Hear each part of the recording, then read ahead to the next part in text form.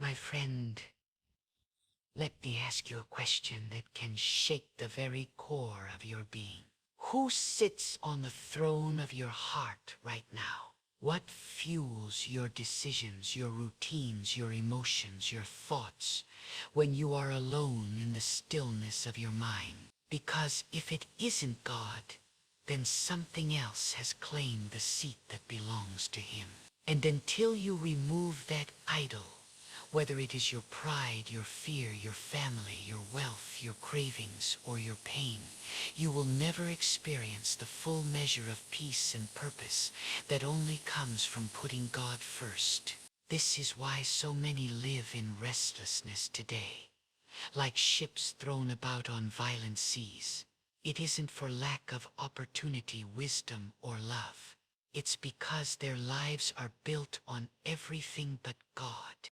They have raised empires on ego, built fortresses on comfort, and crowned kingdoms with control. But every single one of these will collapse into dust if God is not at the center. To put God first is not to add him to your schedule like an appointment you make and forget. It's not to sprinkle a little prayer over your plans and expect heaven to bend to your will. No, putting God first is a radical surrender. It is to wake up every single day and say, God, you are the reason I breathe. You are the reason I live. Without you, I am nothing. With you, I can face anything. Putting God first means reordering your soul.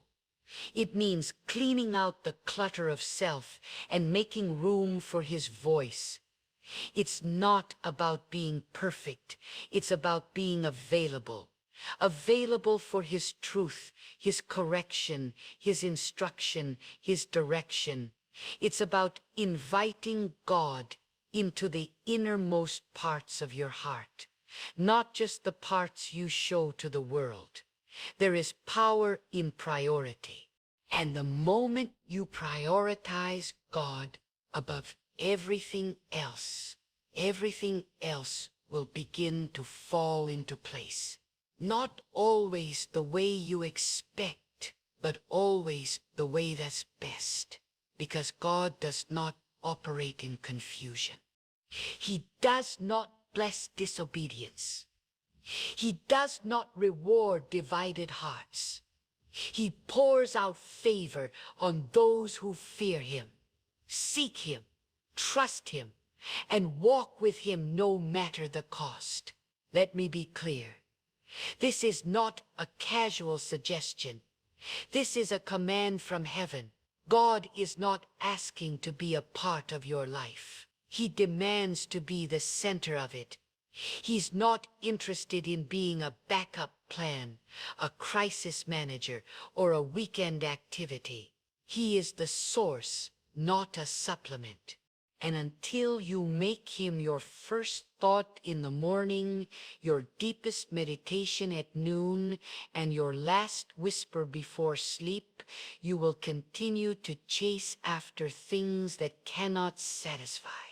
Some of you are trying to put God first while holding on to everything else. You cannot serve two masters. You cannot carry God in one hand and your secret sins in the other. You cannot say you trust God and yet panic every time life shakes your foundation.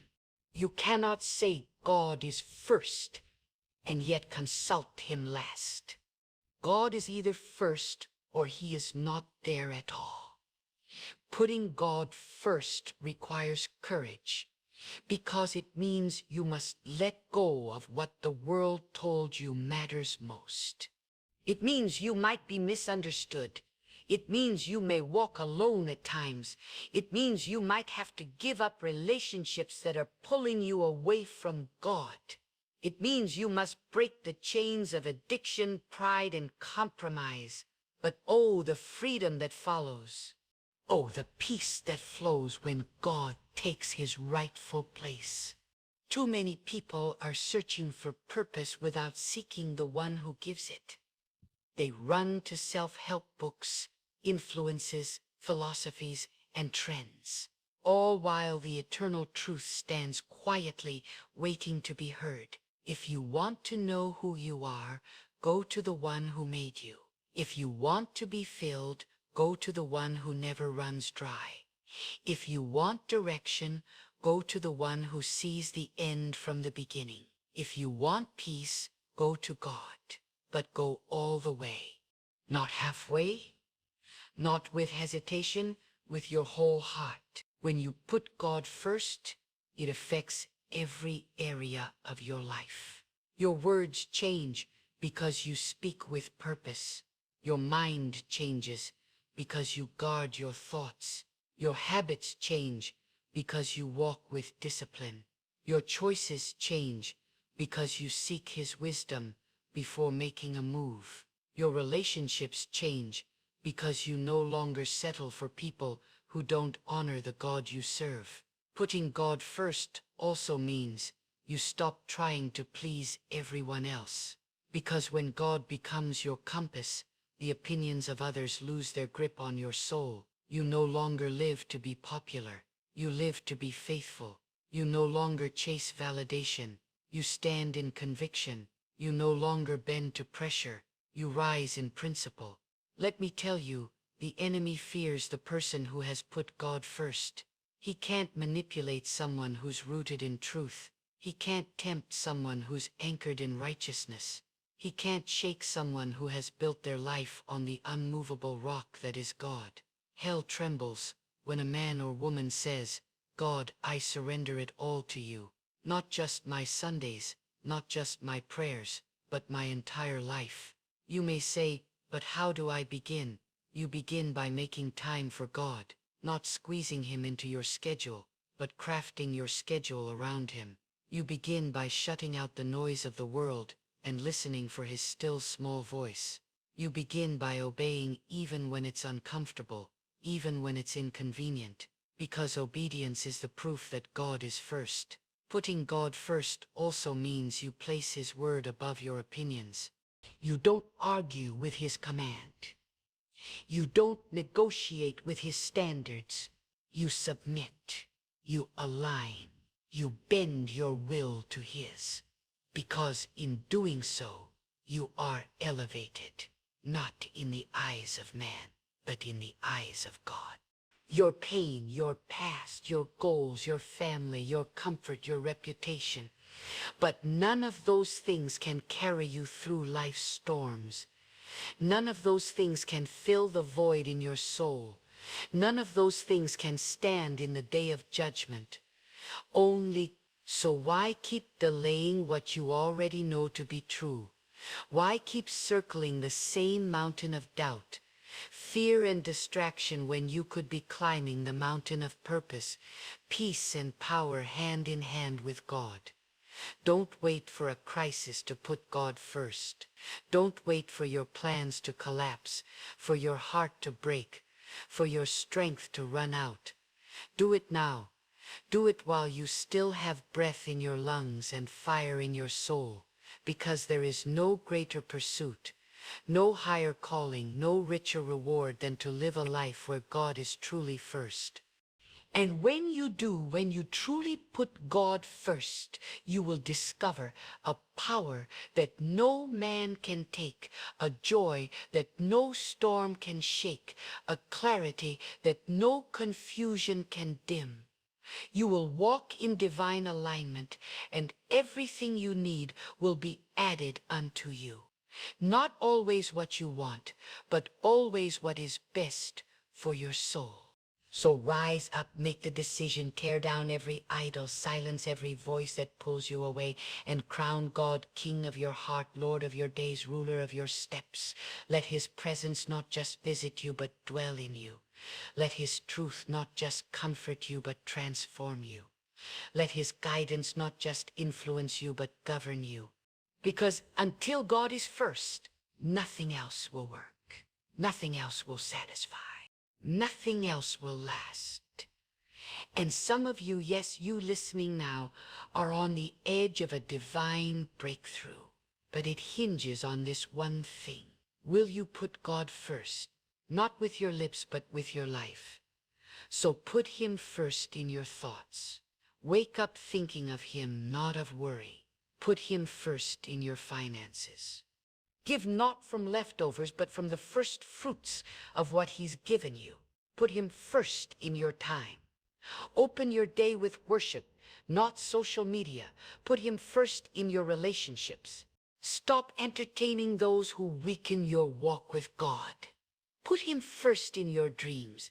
Ask him to direct, shape, and align them with his will. Put him first in your pain. Bring your wounds to him before you bring them to the world. Put him first in your decisions. Consult him before you commit. Put him first in your battles. Seek his power before seeking men's solutions. Put him first in your praise. Don't wait for perfect circumstances to thank him. Put him first in everything, not just in moments, not just in emergencies, but in the quiet, in the ordinary, in the everyday. Because when God becomes your anchor, the winds can blow, but you will not sink. The storms can rage, but you will not fall. The fires can burn, but you will not be consumed. Your life was never meant to run on your own strength. It was meant to operate under divine order with God as the center, the source, the sovereign ruler of all. And when you step into that order, you step into supernatural peace. The world will offer you distractions, shortcuts, compromises, but none of them will satisfy. None of them will last. Only God will remain when all else fades.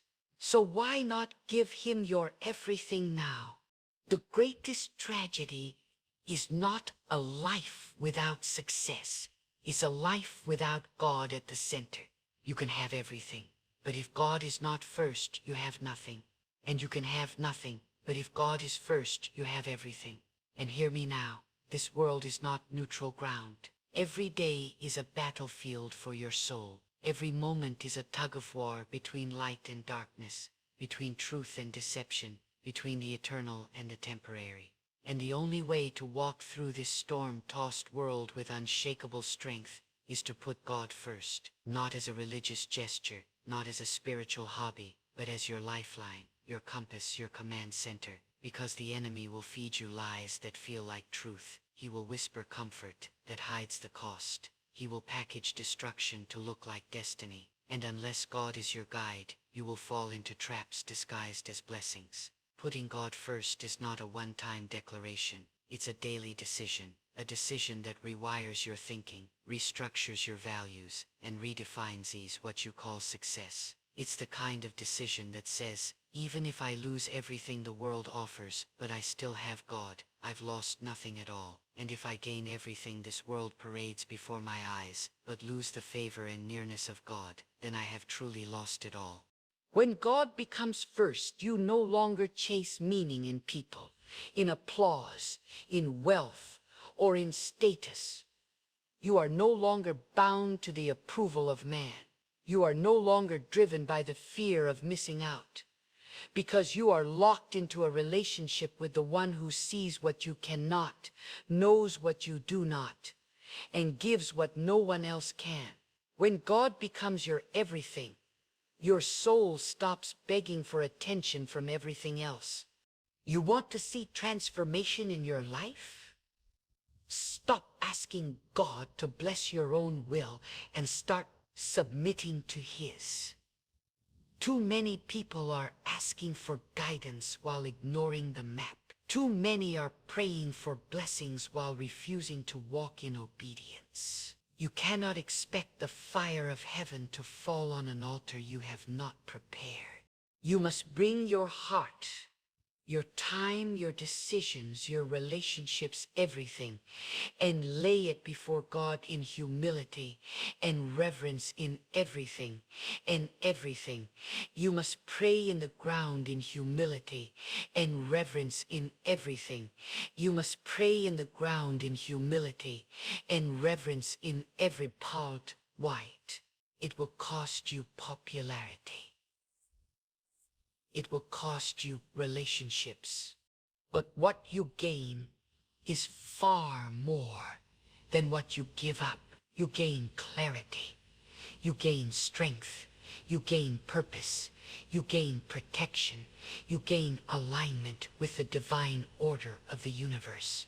There's no blessing greater than walking in step with God. No gift higher than knowing you are pleasing to the one who formed you from dust and called you by name. Putting God first is not about emotion. It's about conviction.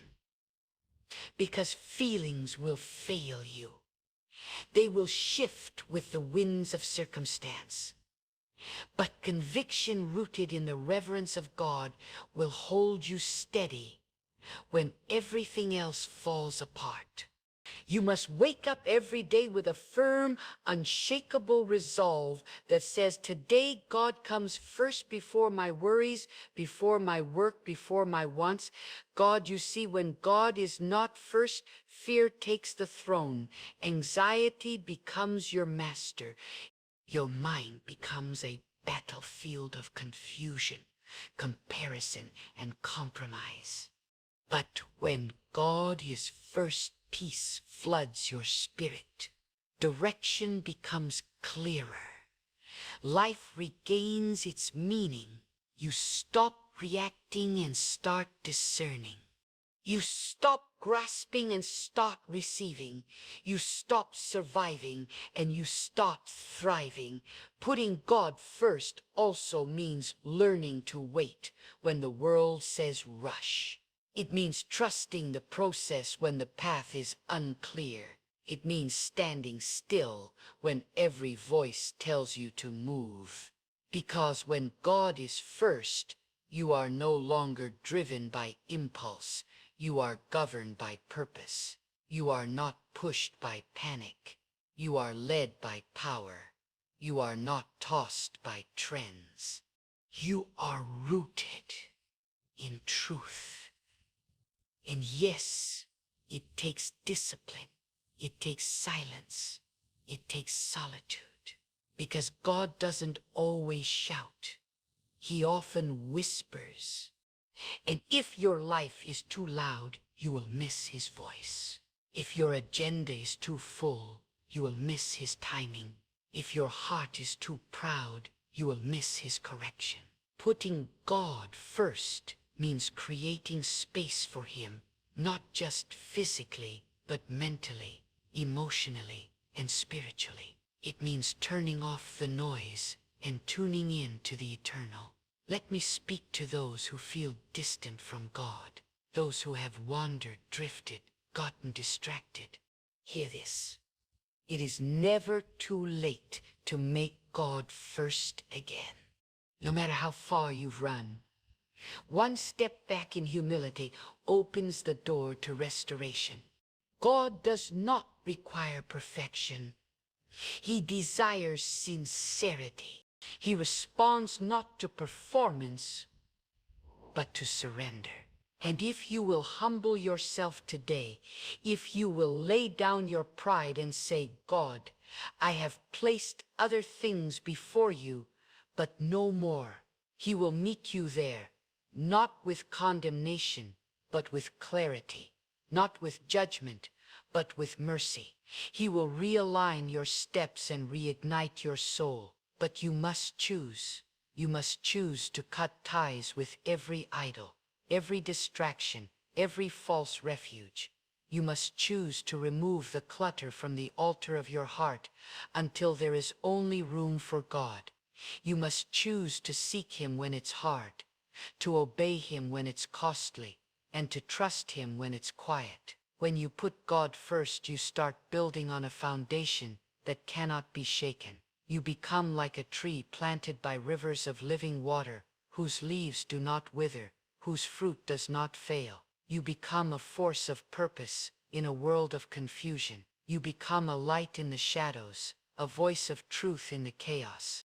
And your life becomes a testimony, not of what you achieved, but of who you follow. People will look at you and say, there is something different. There is a strength in that man, a peace in that woman, a fire in that soul. And it won't be you they're seeing. It will be the evidence of God reigning at the center of your life. Putting God first is not just a personal benefit. It is a generational decision. The way you live today will echo in the lives of your children and their children. When you place God above all, you build a legacy of truth. You carve out a path of righteousness. You light a torch of faith that will not go out in the storms of time. So do not delay, do not hesitate, do not postpone what your spirit knows is urgent.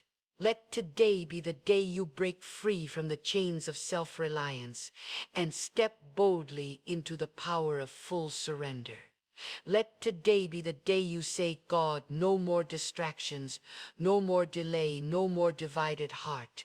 You are my beginning and my end, my strength and my song, my vision and my victory. Because once God is first, everything else falls into its rightful place. Not always easier, but always better. Not always smoother, but always stronger. Not always painless, but always purposeful. The path may be narrow, the road may be steep, but the reward is beyond what this world can offer. When God is first, you stop living like a victim of your circumstances and start walking like a vessel of divine purpose. You stop asking, why me? And start declaring, use me. Because putting God first reshapes your identity. You are no longer defined by what you've been through, but by who you belong to. No longer chained by the failures of your past, but empowered by the presence of God in your present. The moment God takes the throne of your life, your spirit rises above the dust of disappointment, and your vision breaks through the fog of confusion. You no longer live from a place of reaction. You live from a place of revelation. And hear this, putting God first does not mean you will avoid hardship. It means you will not face it alone. It means the fire may come, but it will not consume you. The waters may rise, but they will not drown you. The winds may blow, but they will not uproot you. Because God, when He is first, becomes your refuge, your strength, your shield, your secret place. He becomes the reason you endure and the reason you overcome. You cannot experience the fullness of God's presence while living with divided loyalties. You cannot walk with God and flirt with rebellion. You cannot seek His guidance while ignoring His commandments. God is not a supporting character in your story. He is the author of it. And when you surrender your pen to Him, your life begins to tell a story that reflects divine wisdom, not human chaos. To put God first is to remove the mask. To stop pretending, stop hiding, stop performing. It means bringing your whole self with all your brokenness, wounds, and uncertainty to the one who already sees you and still calls your name. It means laying down the habit of living by sight and choosing instead to walk by faith, because faith does not rest on what the eyes perceive. Faith is anchored in who God is. Faith declares, even when I cannot comprehend the path, I will walk it, because God is the one leading me. To place God first demands honesty, raw honesty. You must ask yourself, who truly rules over my choices? Is it convenience? Is it comfort? Is it fear? Is it concern for reputation? Or is it the will of God? Because you cannot claim to obey God while bowing to fear. Fear will whisper for you to settle. Fear will demand your silence. Fear will convince you that surrender is weakness. But putting God first means you rise above the voice of fear and walk in the power of faith. You want a stable life. Build it on the truth of God, not on emotions that shift like sand, not on culture that bends with the wind, not on people whose loyalty comes and goes, but on God who remains the same yesterday, today, and forever. The unchanging, unmatched, unlimited God who calls you higher, draws you deeper, and leads you further than you could ever take yourself. This is not a call to lukewarm living. This is not an invitation to part-time faith. This is a summons to full surrender. God does not ask for pieces. He commands the whole. Your thoughts, your time, your energy, your heart, your desires, your fears, your goals, your grief, your joy, all of it. Lay it before God and say, take it, shape it, use it, align it with your will. That is what it means to put God first. Not to invite him into your plans, but to abandon your plans and trust his. And some of you have walked long roads of disappointment. You've tried to do it all your own way. You've leaned on your own strength, your own understanding, your own strategy. But where has it brought you? Exhausted, confused, empty. Because a life without God at the center is a life destined to collapse under pressure. But the moment you reorder your priorities, when God becomes first, everything changes. Your mind finds clarity. Your spirit finds strength. Your home finds peace. Your direction becomes clear. Because God is not the author of confusion. He is the giver of wisdom. He is not the promoter of chaos. He is the master of order. And when your life is ordered with God at the head, you begin to walk in divine rhythm, no longer stumbling in the dark, but stepping forward with confidence. Let me tell you something. The world won't. The life of true power is not found in control. It's found in surrender. The world says take charge, but God says submit. The world says follow your heart, but God says guard it. The world says live for yourself, but God says deny yourself and live for me. And only one of those voices leads to life.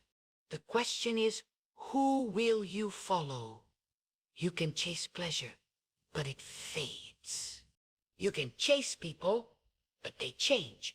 You can chase power, but it corrupts.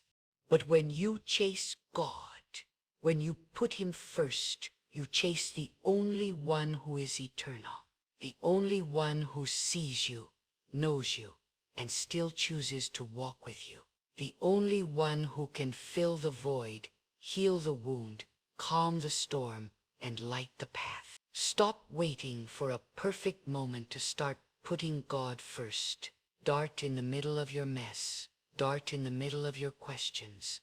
Start with trembling hands and a weary heart if you must, but just start. God honors the heart that seeks him, even when that heart is broken. And when you do, when you truly place God on the throne of your life, you will notice something begin to change. Not just around you, but within you. Your appetite for meaningless things will die. Your thirst for truth will grow. Your vision will sharpen. Your peace will deepen. Your steps will steady. Because when God becomes first, everything else must bow. Everything else must yield. Let this be the season you stop making excuses and start making God your priority. Don't say you're too busy. God gave you time. Don't say you're too tired. God is your strength. Don't say it's too late. God is outside of time. Don't say you're too broken. God specializes in making beauty from ashes. When God is first, You stop living like a victim of your circumstances and start walking like a vessel of divine purpose. You stop asking, why me? And start declaring, use me. Because putting God first reshapes your identity. You are no longer defined by what you've been through, but by who you belong to. No longer chained by the failures of your past, but empowered by the presence of God in your present. The moment God takes the throne of your life, your spirit rises above the dust of disappointment, and your vision breaks through the fog of confusion. You no longer live from a place of reaction. You live from a place of revelation. And hear this. Putting God first does not mean you will avoid hardship. It means you will not face it alone. It means the fire may come, but it will not consume you. The waters may rise, but they will not drown you. The winds may blow, but they will not uproot you. Because God, when He is first, becomes your refuge, your strength, your shield, your secret place. He becomes the reason you endure and the reason you overcome. You cannot experience the fullness of God's presence while living with divided loyalties. You cannot walk with God and flirt with rebellion. You cannot seek His guidance while ignoring His commandments. God is not a supporting character in your story. He is the author of it. And when you surrender your pen to Him, your life begins to tell a story that reflects divine wisdom, not human chaos. To put God first is to remove the mask, to stop pretending, stop hiding, stop performing. It is to bring your full self, broken, wounded, unsure, to the one who already knows and still calls you. It is to stop living by sight and start walking by trust, because trust is not based on what you see. Trust is rooted in who God is. Trust says, even when I don't understand the way, I will walk it because God is the one leading me. Putting God first requires honesty, brutal honesty. You must ask yourself, who really governs my decisions? Is it convenience? Is it comfort? Is it fear? Is it reputation?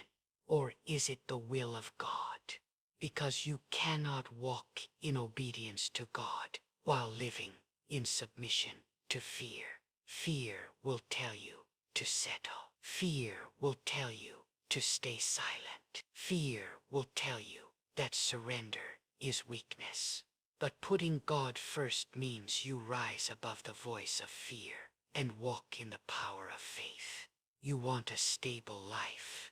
Build it on the truth of God, not on emotions that shift like sand, not on culture that bends with the wind, not on people whose loyalty comes and goes, but on God who remains the same, yesterday, today, and forever. The unchanging, unmatched, unlimited God who calls you higher, draws you deeper, and leads you further than you can ever take yourself. This is not a call to lukewarm living. This is not an invitation to part-time faith. This is a summons to full surrender. God does not ask for pieces. He commands the whole. Your thoughts, your time, your energy, your heart, your desires, your fears, your goals, your grief, your joy, all of it. Lay it before God and say, take it, shape it, use it, align it with your will. That is what it means to put God first, not to invite Him into your plans, but to abandon your plans and trust His. And some of you have walked long roads of disappointment. You've tried to do it all your own way. You've leaned on your own strength, your own understanding, your own strategy. But where has it brought you? Exhausted, confused, empty. Because a life without God at the center is a life destined to collapse under pressure. But the moment you reorder your priorities, when God becomes first, everything changes. Your mind finds clarity. Your spirit finds strength. Your home finds peace. Your direction becomes clear because God is not the author of confusion. He is the giver of wisdom. He is not the promoter of chaos. He is the master of order. And when your life is ordered with God at the head, you begin to walk in divine rhythm, no longer stumbling in the dark, but stepping forward with confidence. Let me tell you something. The world won't. The life of true power is not found in control. It's found in surrender. The world says take charge, but God says submit. The world says follow your heart, but God says guard it. The world says live for yourself, but God says deny yourself and live for me. And only one of those voices leads to life. And now let this be written in fire upon your soul. You cannot claim to honor God while exalting your ego. To truly put God first is to dethrone self. It is to crucify your pride, humble your ambitions, and bring your stubborn will into complete submission before the Almighty. This is not a casual nod to the heavens. It is a soul, deep realignment of everything you are and everything you do. Because until you remove yourself from the center, God cannot take his rightful place there. And as long as you remain the master of your own life, you will continue to reap the fruit of confusion, frustration, and spiritual dryness. You must understand, God does not compete with your distractions. He does not fight for your attention. He is sovereign, holy, exalted, far above all creation. He waits to be honored, not squeezed into your leftover minutes or called upon only when trouble comes. He is not your emergency plan. He is the plan. He is not your final resort. He is your only source. And the moment you begin to live like that, your life will shift from survival to significance, from wandering to walking in divine direction. To put God first is to live with reverence. And reverence is not just about words. It is a posture of the heart. It is found in how you speak, how you think, how you treat others when no one is watching. Reverence is when you open your day by acknowledging God, not your to-do list. Reverence is when you pause before decisions and seek his wisdom, not your own understanding. Reverence is when you refuse to compromise, even when it would be easier, because you fear displeasing God more than losing the approval of man. The soul that places God first becomes untouchable by darkness, not because it is immune to pain, but because it is protected by presence. When God is your priority, his protection becomes your covering. His favor becomes your shield. His power becomes your strength. And even when you walk through valleys of hardship, you do not crumble because your confidence is not in circumstances. It is anchored in the one who holds all things in his hands. Many of you have been praying for breakthrough, for clarity, for healing, for doors to open. But let me ask you this with love and fire in my voice. Have you truly put God first? Or have you just expected him to bless your plans while you continue to live on your terms? You cannot unlock the fullness of divine power while keeping one foot in your own will. You must surrender both feet to the path God chooses. That is where the supernatural begins. Let me speak plainly. Putting God first will expose your idols. It will reveal the areas of your life that you've tried to hide from the light. It will test your allegiance.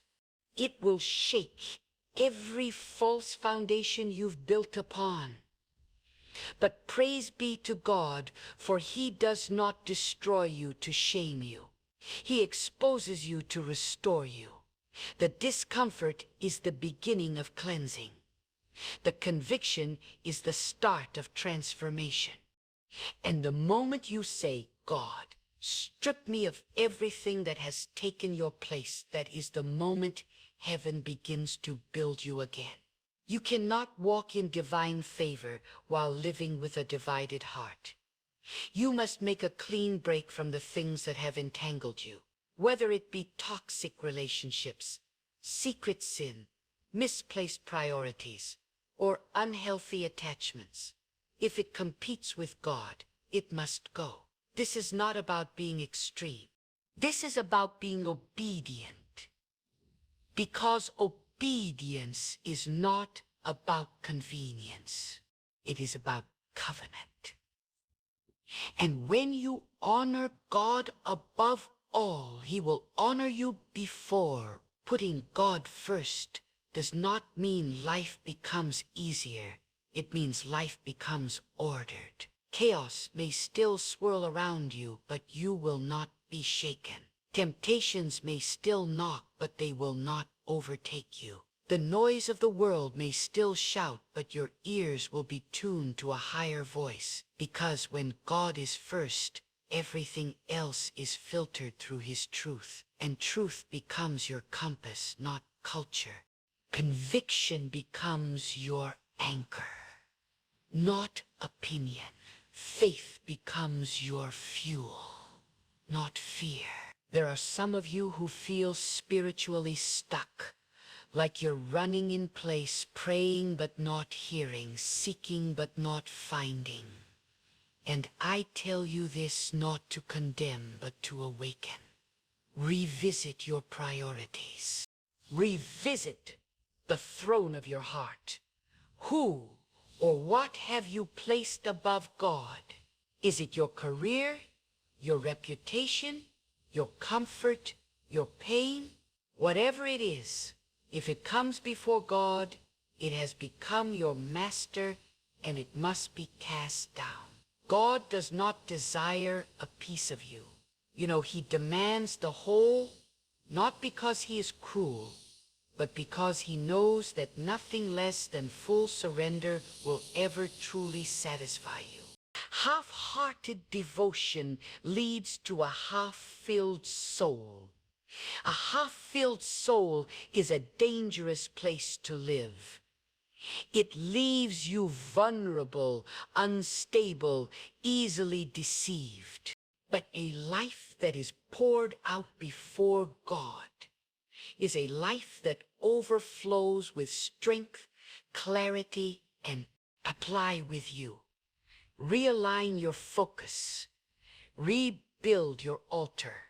Let your life be a living testimony that proclaims God is first, now and forever.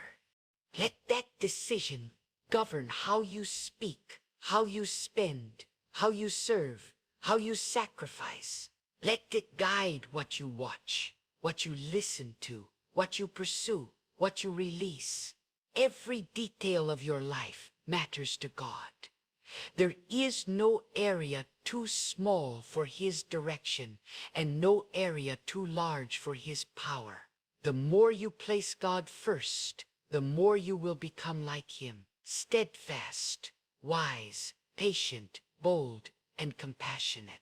You will no longer move by impulse, but by instruction. No longer live by survival, but by vision. No longer wrestle with identity, because your identity will be rooted in the one who never changes. This is not just a motivational idea. This is a divine order. Life does not work as it was meant to unless God is at the head. Families crumble when God is removed. Societies decay when God is forgotten. Souls wither when God is replaced. And the longer you wait to put him back in his rightful place, the deeper the damage becomes.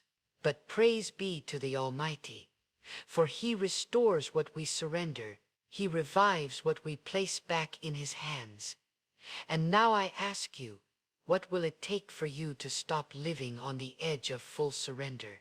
How long will you keep dipping your toes into the waters of faith, afraid to dive all the way in? How long will you keep God waiting outside the door of your heart while you entertain lesser things within? Every day you delay is a day you miss out on the depth, the power, the beauty of what it means to walk completely aligned with the will of God. What it means to walk completely aligned with the will of God. Your life was not meant for fragments of obedience. It was designed to burn as a whole offering upon the altar of divine purpose. There comes a point where words are no longer enough, where lip service must become life surrender, where the declaration that God is first must be echoed in the secret corners of your choices, not just the public stage of your speech. This is not about impressing people. It's about being found faithful by the one who sees in secret. Because when God looks upon your life, He doesn't weigh your outward actions alone. He searches the motives of your heart. He knows what you treasure. He knows what you fear. He knows where your loyalty lies. And He calls you not to shallow belief, but to deep conviction. Putting God first means you stop compartmentalizing your faith. It means there is no separation between the sacred and the secular. Every room of your heart becomes His. Every task becomes worship. Every breath becomes a prayer. Whether in the workplace or the quiet of your home, you carry the awareness of God. You don't leave Him behind in a house of worship.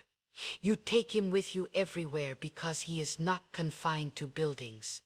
He is present in the boardroom, in the hospital, in the classroom, in the streets, in your suffering, in your triumph. And when God is first, you become conscious of His presence at all times. Not in fear, but in reverent awe. And putting God first means you stop making decisions based on impulse, emotion, or opportunity. You begin to decide based on principle, prayer, and spiritual discernment. Not everything that looks good is from God. Not every open door is divinely appointed. Some doors are distractions dressed as destiny. Some opportunities are traps in disguise. But when God is first, you're not moved by what glitters. You're guided by what is grounded. You begin to test every option by asking, does this honor God? Does this draw me closer to Him or pull me away? You cannot put God first while continuing to feed habits that numb your spirit. You cannot seek Him while willingly dwelling in atmospheres that grieve Him. The heart that longs to truly place God first must walk away from whatever competes with His presence. It is not legalism. It is loyalty. It is not restriction. It is reverence. It is not fear. It is faith that says, God, you are worth more to me than any fleeting pleasure or shallow comfort. When God becomes the foundation of your thoughts begin to carry weight. You speak differently. You move differently. Your silence becomes strategic. Your words carry power, not just noise. Your goals stretch beyond the temporary. Because when God is first, your life becomes a vessel of eternal. You no longer live just to exist. You live to fulfill a divine You no longer chase pleasure. You pursue purpose. There is a weight to putting God first. Yes, but it is a glorious weight, a beautiful burden, a sacred responsibility, and with it comes favor, clarity, and a peace that does not bend to circumstance. When God is first, you don't just endure life. You conquer it with courage because you know that God goes before you, stands behind you, and surrounds you on every side. You don't fear the future because the one who holds the future holds your hand.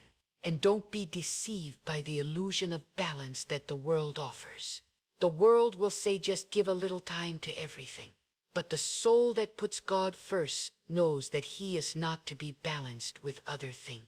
He is to be above all things. You don't balance light and darkness. You don't balance truth and lies. You don't balance obedience and rebellion. You choose, you submit, you surrender. When God is first, you stop chasing after validation from others because the approval of man becomes irrelevant.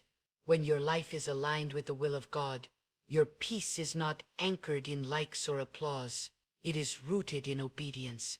You are no longer desperate for affirmation because your worth is anchored in the one who formed you from the dust, breathed into you, and called you to rise. Some of you have been asking, where is God? Why don't I feel his power? Why don't I see his hand? And I tell you with love and with urgency, it is not that God has disappeared. It is that something else has taken first place. And the moment you return God to the throne of your life, the floodgates of his power will be released once again. Your heart will beat with clarity. Your spirit will feel light. Your mind will find focus because God does not dwell in divided temples. He abides where he is honored, obeyed, and enthroned. So, now is the time, not next week, not when things settle down, not when you feel more ready. Now, right here in the middle of your questions, your confusion, your battles, make the shift, set the order, tear down the false altars, and build a new one where only God sits. From that sacred place, let your life blaze like a living sacrifice, bold, steady, and without compromise. Don't wait until your spirit is drained. Don't wait until circumstances force you to the ground. Decide today to lift God to the highest place in your heart. Let the flame of your devotion shine stronger than the pull of temptation. Let your thirst for truth outweigh your craving for ease. Let your faithfulness to God rise above every earthly bond. Fix your gaze on eternity and let your heart resound with heaven's song. God, you are first in everything. My time, my strength, my ambitions, my fears, you are first. And when those words become more than a prayer, when they shape your daily reality, you will discover what it truly means to live. Not simply to breathe, not merely to survive, but to walk in divine strength, guided by his wisdom, upheld by his presence, and rooted in his purpose. This is the life you were destined for. The life that begins when God is no longer just a part of your days, but the very center, the crown, and the flame burning within. Place God first and never turn back. My friends, when the world grows cold, when the weight becomes unbearable, when the road ahead feels shadowed and uncertain, there is one truth that cannot be shaken.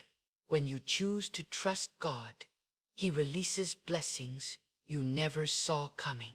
Hear me clearly. This is not theory, not some distant idea, not a vague notion. This is a divine law that guides the lives of those who walk by faith. When a heart lays down everything, fear, doubt, pride, and personal plans, and rests fully in God, heaven begins to move in ways no human mind could ever anticipate. God does not follow our timeline. He does not wait for us to achieve perfection. He does not bless by human logic or reward according to earthly schedules. He blesses in his own way. He blesses when the heart is truly surrendered. He blesses when pride is emptied out and trust fills the soul. God is watching for that moment when faith no longer depends on outcomes. When we stop trying to control every detail and we simply say, God, I trust you even if I don't understand. And that's when the unexpected happens. That's when miracles descend like rain on dry ground. That's when the doors you never knocked on begin to open. That's when the right people enter your life out of nowhere. That's when sickness turns to strength. When lack turns to provision. When confusion becomes clarity. God does not move according to man's predictions. He moves by divine appointment. And when you trust him, you will find that his timing is perfect. His plans are greater, and his blessings are far beyond anything you could imagine. Some of you listening today are on the edge. You're tired. You've prayed. You've waited. You've been faithful, but you haven't seen the harvest yet. Let me speak directly to your spirit. Don't give up. Trust is not proven in the light. Trust is tested in the dark. God is not absent. He is watching your heart. And when that heart says, though everything is falling apart, I still believe, then God steps in, not just with what you want, but with what you never saw coming. There are blessings reserved for those who trust him in the storm, not after the storm, in the storm. It's easy to trust God when the bank account is full, when your health is strong, when the applause of people surround you. But can you trust him when you're alone? Can you trust him when the bills are piling up and the healing hasn't come? Can you trust him when every door you thought would open has slammed shut? Because when you trust God at rock bottom, you give him room to build something unshakable. That's when you discover that what God builds doesn't need the approval of men. It doesn't need a crowd. It doesn't need a committee. It just needs faith. Raw, stubborn, mountain-moving faith. And it's that kind of faith that brings blessings so divine, so precise, so personal, that you know without a doubt it was only God. Look back over your life. How many times did the blessing come after you let go? How many times did God show up after you stopped trying to fix everything yourself? That job you didn't apply for. That friend who appeared in your darkest hour. That breakthrough that arrived the moment you said, God, I surrender. These aren't coincidences. They are confirmations that trusting God is never in vain. The world will try to tell you to calculate everything, to play it safe, to depend on what you can see. But the path of trust doesn't always look logical. It doesn't always feel safe. It often looks like stepping into nothing until God proves it was everything. That's when the supernatural collides with the natural. That's when the invisible hand of God reveals what was hidden all along. The blessing was always there waiting for your trust to unlock it. You may not see it today. You may not feel it. But God is working behind the scenes. While you're crying in silence, he's planning your restoration. While you're breaking under pressure, he's building your testimony. While you're praying in desperation, he's aligning the right people, the right time, the right door. And when that door opens, it will make sense why every other door was shut. When the blessing arrives, it will be tailor-made. It will fit your life, your heart, your calling. It won't be random. It will be divine. You must trust, even when your emotions scream otherwise. Faith is not a feeling, it's a decision. Trust says, God, I don't see the way, but I believe you are the way. I don't know how, but I believe you know. I don't understand, but I know you hold the plan. And that kind of faith attracts the supernatural. That kind of faith invites blessings that defy logic, that confuse your enemies, that silence your critic. Because when God blesses a life that trusted him in secret, he blesses it in such a way that no one can deny it was his hand alone. Don't wait to trust until things feel better. Trust now. Trust when it hurts. Trust when it's silent.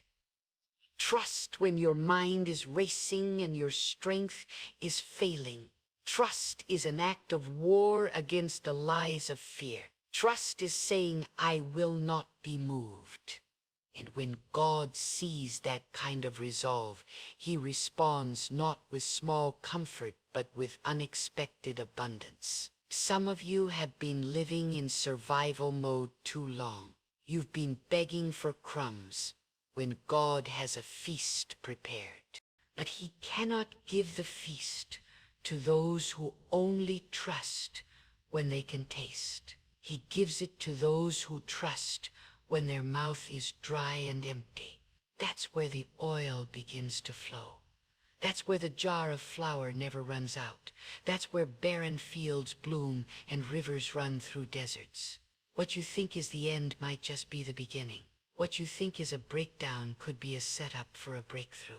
But you must decide today, will you trust God completely? Not half-heartedly, not with conditions, but with a heart that says, even if I lose it all, I will not lose my faith. God has a history of showing up after the impossible. He waits until the Red Sea is in front of you and Pharaoh is behind you. He waits until the lions surround you and there's no escape. He waits until the fire is heated 7 times hotter. Why? Because when he delivers, he wants it to be clear. It was only him. Trust turns ordinary moments into divine appointments. A simple act of obedience can unlock a destiny. A single prayer of surrender can trigger an avalanche of favor. You don't need to manipulate your future. You don't need to chase blessings. You need to trust the one who holds them all in his hands. When you trust God, you begin to walk with peace, even when chaos surrounds you. You begin to sleep when others panic. You begin to speak hope when others spread fear. And in that atmosphere of faith, blessings begin to arrive. Some seen, some unseen, but all perfectly timed. Trust is not weakness. It is the highest form of spiritual strength. It is saying, God, you are enough even if I have nothing else. And when you live like that, blessings will chase you down. They will find you in unexpected places. They will overtake you without warning, not because you deserve them, but because you dared to believe when it was hardest to believe. This is the call today, not to more effort, not to more anxiety, but to deeper trust. God is not asking for your strategy. He's asking for your surrender. He's not asking for your plan. He's asking for your faith. He's not waiting for you to be perfect. He's waiting for you to be fully his. The moment you let go of what you thought life should look like, God will begin to show you what it was always meant to be. The moment you stop holding back, he will start pouring out. And the blessings that come, oh, they won't be small. They will be pressed down, shaken together, and running. They will come when you least expect it. They will come through people you never imagined.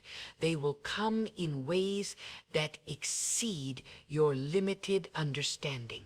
Because that's how God works. He doesn't just meet your needs, He exceeds them. He doesn't just fill your cup, He overflows it. He doesn't just answer your prayers, He answers them in ways that leave you speechless.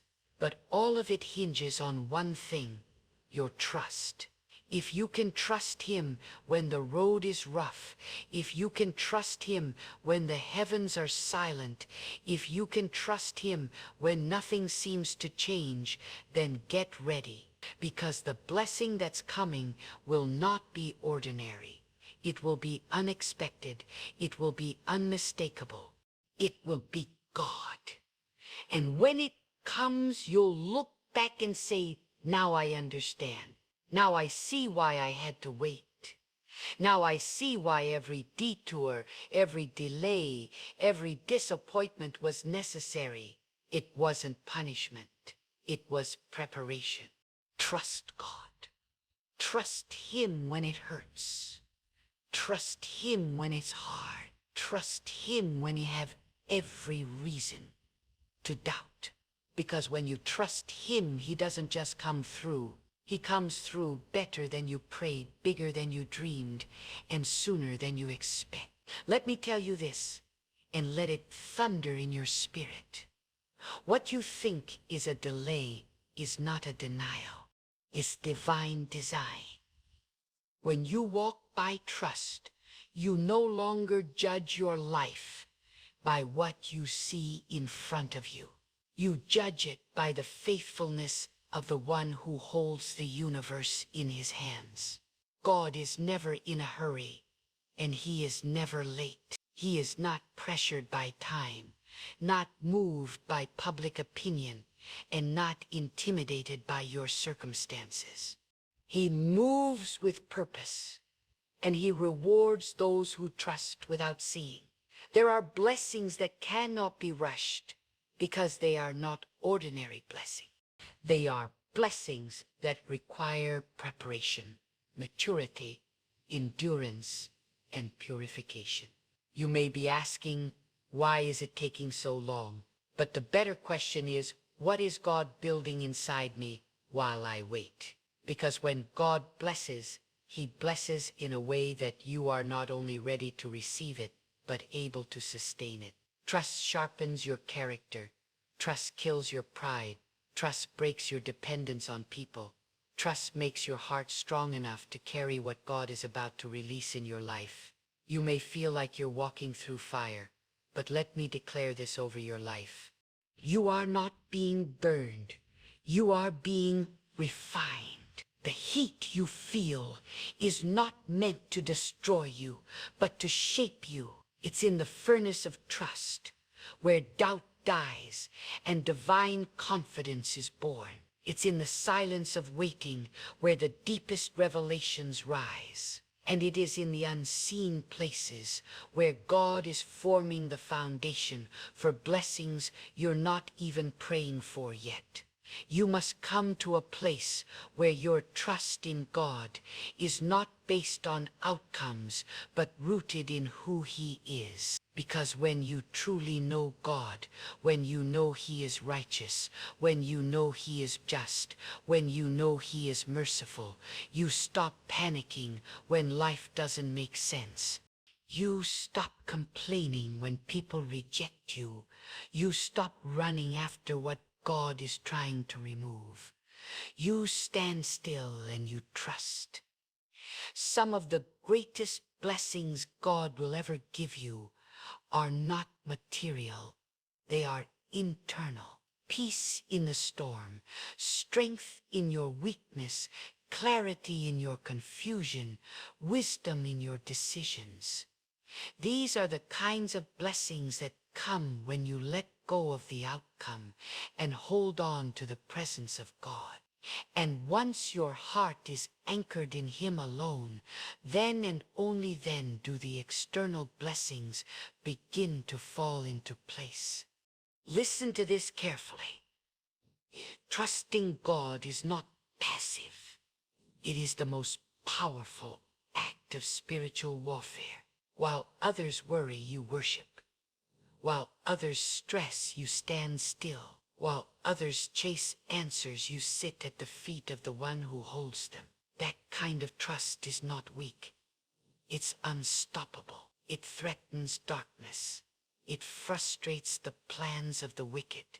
It attracts the favor of God like a magnet. God has never failed a single soul who put their full trust in him. The old paths are filled with stories of those who dared to believe when nothing made sense and saw the hand of God move in extraordinary ways. He lifted the humble, honored the faithful, and exalted the ones the world forgot. Do not think he will treat you any differently. He is the same. He sees you. He hears you. He knows exactly what you need, even the things you haven't had the courage to pray for. There will come a time, yes, it will come, when the very thing you once cried about will become the testimony that others marvel at. The door you once begged to open, the peace you once longed for, the provision you once searched for, all of it will come not because you chased it, but because you trusted God enough to let him bring it in his way. You may be surrounded by people who do not understand your faith. They may say, "Why don't you just give up? Why are you still waiting? Why do you keep trusting when nothing is changing?" Let your life be the answer. No, let your endurance be the sermon. Let your peace be the evidence. And when the blessing arrives, when the breakthrough comes, they will have no choice but to admit God was with you all along. Some blessings are not delayed because of sin or disobedience. They are delayed because they are so big, so heavy, so transformative that God must prepare every layer of your life before he releases them. He must position the right people. He must align the right moment. He must prepare your heart so that the blessing doesn't become your burden. And when it finally arrives, it won't be something you have to strive for. It will be something you simply step into. Do not curse your waiting season. Do not despise your quiet time. That is where the greatest spiritual growth happens. It's where God teaches you how to rely on him and not on the applause of men. It's where he detoxes your spirit from the expectations of this world and fills you with divine perspective. And when the time is right, he will elevate you, not because you earned it, but because you trusted him through it all. Every time you choose to trust instead of panic, you are planting seeds in the unseen realm, seeds of favor, seeds of joy, seeds of wisdom. And one day when the season turns, those seeds will burst forth as a harvest, so bountiful it will silence every lie spoken against you. It will shut the mouths of those who doubted you. It will glorify God in ways that no sermon ever could.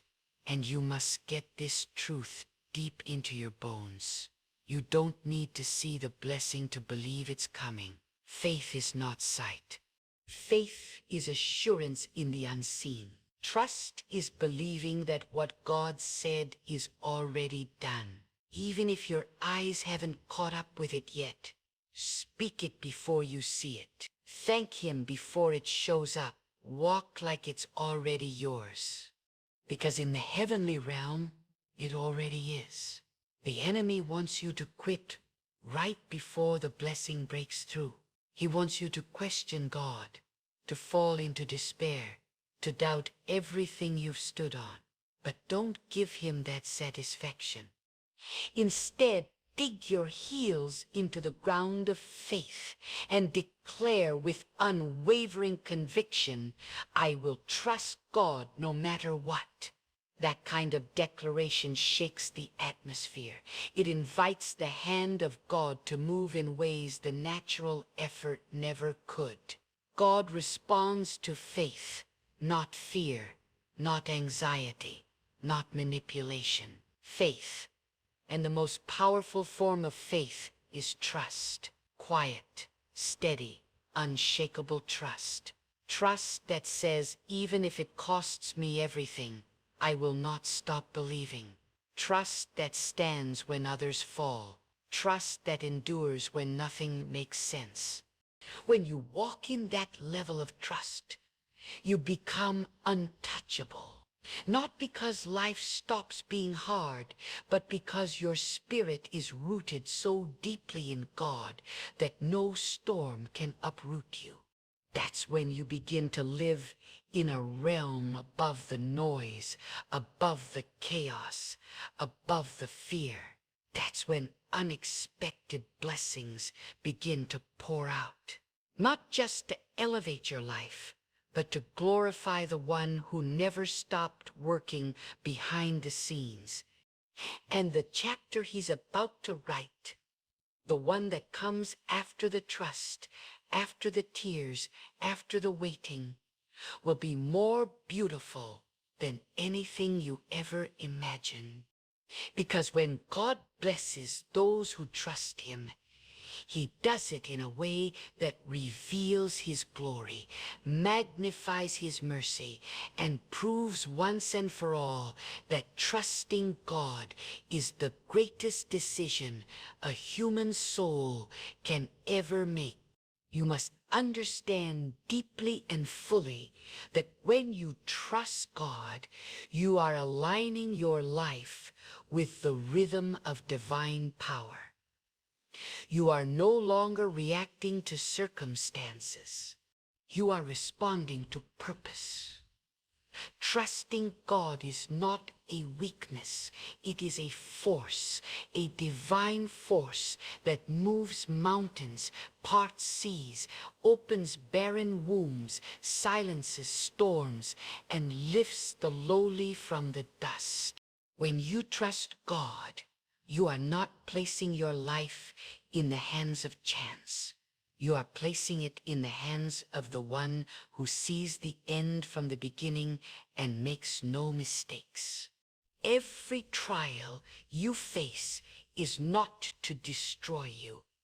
It is to awaken something in you. Trust turns your pain into power, your delay into development, your detour into destiny. When the people around you stop believing, when friends walk away, when family turns cold, when your plans collapse and your dreams seem distant, that is when your trust must rise like fire in your bones. Because when everything external crumbles, your internal foundation in God becomes your anchor. And it is in that silent, hidden place where the deepest trust is born. Do not measure your progress by what you can see. Measure it by how deeply you trust God. When nothing is visible, because sometimes God hides the blessing to grow your dependence. Sometimes he withdraws the visible so he can cultivate the invisible. And when you prove that you will walk with him even in the fog, even in the fire, even in the silence, that's when the heavens begin to open and the unexpected blessings are released. God does not pour out blessings because of your status, your popularity, your wealth, or your skills. He blesses according to the condition of your heart, a heart that chooses to trust even when the future is unclear, a heart that honors him in the unseen moments, a heart that remains steady when life falls out of order, a heart that declares, God, whether you give or take away, I will still trust you. That kind of heart shakes the heavens. That kind of heart is met with favor, not because of striving, but because of surrender. Often the greatest barrier to blessing is not the opposition around you, but the urge within you to stay in control. To trust God is to release your grip on how you think things should unfold. It is to step aside and let him compose the story. And hear me, whatever God pens with his own hand will always be more beautiful, more powerful, and more complete than anything you could ever write yourself. You may be walking through a season of silence. You prayed, you've waited, and still nothing seems to move. But do not let the silence make you question his presence. Trust is not built in the noise. It is forged in stillness. It is in the silent seasons that God examines your motives, purifies your intentions, and removes the clutter from your soul. And when your trust matures, when it is no longer dependent on blessings, but rooted in loyalty, then God unleashes favor that no man can stop. You don't need everyone to believe in you. You don't need validation from people who do not walk your walk. You need to believe in the voice of God. You need to trust that if he said it, he will do it. If he closed the door, it was protection. If he delayed the plan, it was preparation. If he shifted the path, it was direction. God wastes nothing. Not your tears, not your time, not your trial. Everything is being woven into a blessing that will arrive exactly when your heart is ready to carry it. And when it arrives, you won't have to manipulate it. You won't have to chase it. You won't have to fear losing it. Because what God gives in response to trust comes with peace. It comes with stability. It comes with spiritual depth. It doesn't drain you. It fills you. It doesn't confuse you. It clarifies everything. The blessing of God never adds sorrow. It only multiplies meaning. Some of you are being tested right now. Not because you've done something wrong, but because God is stretching your faith. He is preparing your capacity. He is enlarging your territory, not physically, but spiritually. You are being called to trust at a level you've never trusted before. And that means releasing the familiar, letting go of what you've always leaned on, abandoning the safety of your own understanding, and stepping into the unknown with nothing but faith in God. That is where the miracle happens. That is where the blessing comes. Not through your strength, but through your surrender. Not through striving, but through stillness. Not through control, but through confidence in the one who controls everything. Let them question you. Let them mock your faith. Let them call you foolish for still believing, because the very thing they ridiculed today will become the evidence of God's glory tomorrow. And when the blessing comes, and it will come in such a way that even your enemies will say, surely God was with this one. Do not let the pressure of the moment rob you of your trust. Do not let the storm convince you that the ship will sink, the winds may blow, the waves may rise, but when your trust is anchored in God, you are unsinkable. You may bend, but you will not break. You may fall, but you will rise again. Because God does not abandon those who trust in him. He upholds them. He strengthens them. He lifts them at the appointed time. And when that time comes, it will feel like the floodgates of favor have been opened. Doors you never knocked on will swing wide. People you never thought would help you will be moved to bless you. Ideas, resources, opportunities will appear. Not because you chased them, but because you trusted the one who controls them all. This is not wishful thinking. This is divine law. This is spiritual truth. Trust unlocks what anxiety shuts down. Trust activates what fear delays. Trust draws down blessings that cannot be earned, only received. So I ask you today, how deeply will you trust God? Will you trust Him when the answer is not yet? Will you trust Him when you have no evidence, only assurance? Will you trust Him when the world is watching and you have no results to show, but your spirit says, still I believe, because that is where true power lives. Not in comfort, but in conviction. Not in clarity, but in commitment. Not in the outcome, but in the obedience of faith. And the moment you make that decision, all of heaven leans in. The hand of God moves, and the blessing that was once far off begins its journey toward you. Not because of who you are, but because of who He is. There is a sacred kind of strength that rises within a person when they trust God beyond understanding. Not surface-level belief, not conditional obedience, but wholehearted, soul-deep, uncompromising trust. The kind that holds steady when logic breaks. The kind that walks forward when eyes cannot see. The kind that chooses to say, God is enough, even when nothing else makes sense. That trust is not born in comfort. It is born in the wilderness.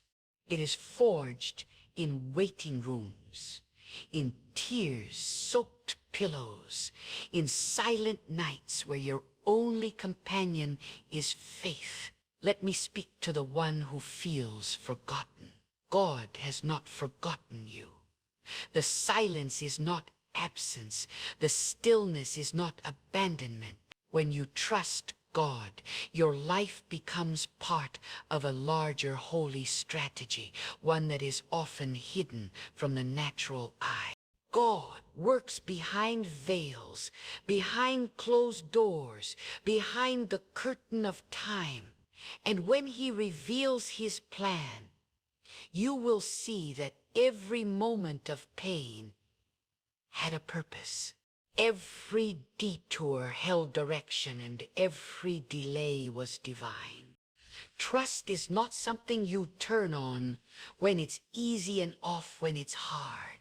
It is the steady posture of the soul that declares, my life is not in my hands, it is in God's hands. And when your soul is positioned in that kind of faith, you will begin to see God's fingerprints everywhere, in the small things, in the quiet confirmations, in the people you meet by coincidence. Trust opens your spiritual eyes to see that nothing is random when you walk with God. There are blessings that come disguised as loss. There are breakthroughs that begin with closed doors. There are elevations that start in low places. But only those who trust God long enough will live to see the beauty unfold. Because blessings from God are not just about abundance. They are about God doesn't give you what you beg for. He gives you what your soul truly needs. And sometimes that means stripping away the distractions so you can receive the real blessing. Clarity, peace, strength, purpose. Let me tell you plainly, the longer you walk with God, the less impressed you become with the world. You no longer chase what they chase. You no longer envy what they envy. You no longer fear what they fear, because your eyes are fixed on something higher. You begin to realize that trusting God is not just about receiving blessing. It's about becoming someone who cannot be shaken. Someone whose peace is rooted in truth. Someone whose joy is untouched by circumstance. Someone whose identity is grounded in the reality that God alone is enough. You see, when you truly trust God, your whole posture changes. You stop explaining yourself to everyone. You stop forcing outcomes. You stop begging people to see your worth. Why? Because your confidence no longer comes from people. It comes from knowing that the one who formed you, who breathed life into your lungs, who wrote your name in his book, has already prepared your portion. What is meant for you will come, not a second late, not a breath too soon. And when it comes, it will fit your life, your growth, your purpose. There's a quiet dignity in trusting God. You don't need to broadcast it. You don't need to prove it, but it radiates from you. It shows up in the way you handle pressure, in the way you wait with patience, in the way you endure criticism without lashing back. Trust makes you immovable in a shaking world. And that kind of stability is a blessing all by itself. Let me speak to your heart again. Stop striving. Stop rushing. Stop trying to make it all happen on your own. Rest in the truth that God knows the way. Rest in the assurance that He is working while you wait. Rest in the knowledge that His delay is not denial. It is divine alignment. Trust is not sitting idle. It is standing alert. It is watching, ready, praying, praising. Not because everything is perfect, but because you know the one who is perfect in every way. And here's what no one tells you. Trusting God will cost you something. It may cost you your comfort. It may cost you approval. It may cost you your own plan. But what you gain will far outweigh the loss. You will gain divine wisdom. You will gain strength that doesn't break. You will gain peace that guards your heart like a fortress. And eventually you will gain blessings that make you drop to your knees and weep, not because you earned them, but because God was faithful to give them. When the blessing comes, it will not come through your effort alone. It will not come because you had everything figured out. It will come because you were found faithful. Because you dared to believe when others gave up. Because you chose to trust when everything screamed at you to doubt. And that kind of trust attracts blessings that cannot be measured with money or recognition. They are blessings that mark your soul and multiply through generation. Do not be surprised when God's blessings do not look like what you expected. God often answers in ways that stretch us, not spoil us. He blesses us not just to comfort, but to commission, to call us higher, to awaken purpose, to refine character. And when you trust Him, you begin to see the difference between what is good and what is God. Because not everything good is from God, but everything from God is always good. Even if it's hard, even if it takes time, even if it first comes in the form of challenge, you must make a decision today to live from a deeper well, a well of trust, a well of surrender, a well that doesn't dry up in drought, that doesn't crack under pressure. Because when your trust runs deep, it becomes your supply in every season. It becomes your answer when the questions rise. It becomes your light when the night is long. Let your trust be louder than your worry. Let your trust be stronger than your fear. Let your trust be the lens through which you see the world. Not through the opinions of others, not through the limits of your past, not through the noise of today's chaos, but through the eternal truth that God is your source, your guide, your refuge, your reward. And when that trust is fully alive in you, watch what happens. Watch how peace settles on your spirit. Watch how wisdom begins to flow from your mouth. Watch how doors begin to open, not because you forced them, but because your trust created space for God to move. This is not blind faith. This is bold, mature, tested faith. The kind that declares, I don't know what tomorrow holds, but I trust the one who holds tomorrow. The kind that says, I may not see the harvest yet, but I will not stop sowing. The kind that walks into the unknown and calls it home. Not because it is easy, but because God is there. The world will never understand this kind of faith. It is not logical. It is not natural. It is spiritual. It is supernatural. It is anchored not in what changes, but in the one who never does. That is the power of trust. That is the reward of surrender. And that is the path to unexpected blessings. Blessings not born from effort, but from alignment with the will and wisdom of God. When you trust God truly and completely, you are not just waiting for a miracle. You become the dwelling place of miracles. The trust you carry becomes a signal in the unseen world. A call to heaven that says, here stands one who still believes. And when that kind of trust is present, even the impossible begins to tremble. For the one who created time, matter, and destiny is drawn to the soul that clings to him with unwavering faith. The power of trust is not just in what it receives, it's in what it declares. It is the voice of the heart that says, even if the winds roar and the mountains fall, I will not be moved. Even if every plan fails, I will not turn my face from God. This is not the weak whisper of blind hope. It is the roar of a soul anchored in the eternal. Trust is not passive submission. It is active defiance against the doubts that seek to dismantle you. It is rebellion against fear. It is the sword that cuts through confusion and declares that God is still on the throne. Let me say this clearly.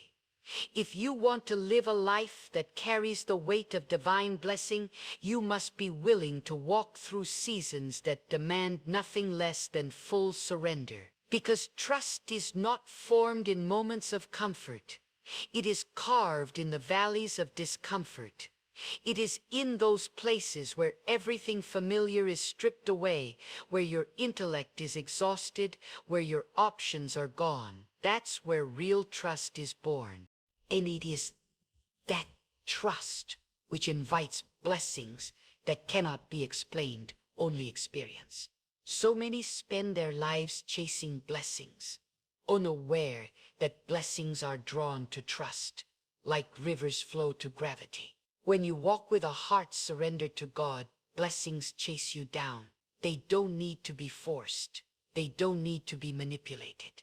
They come uninvited yet unmistakable, because you are walking under the open favor of the Almighty. And what God sends, no one can block.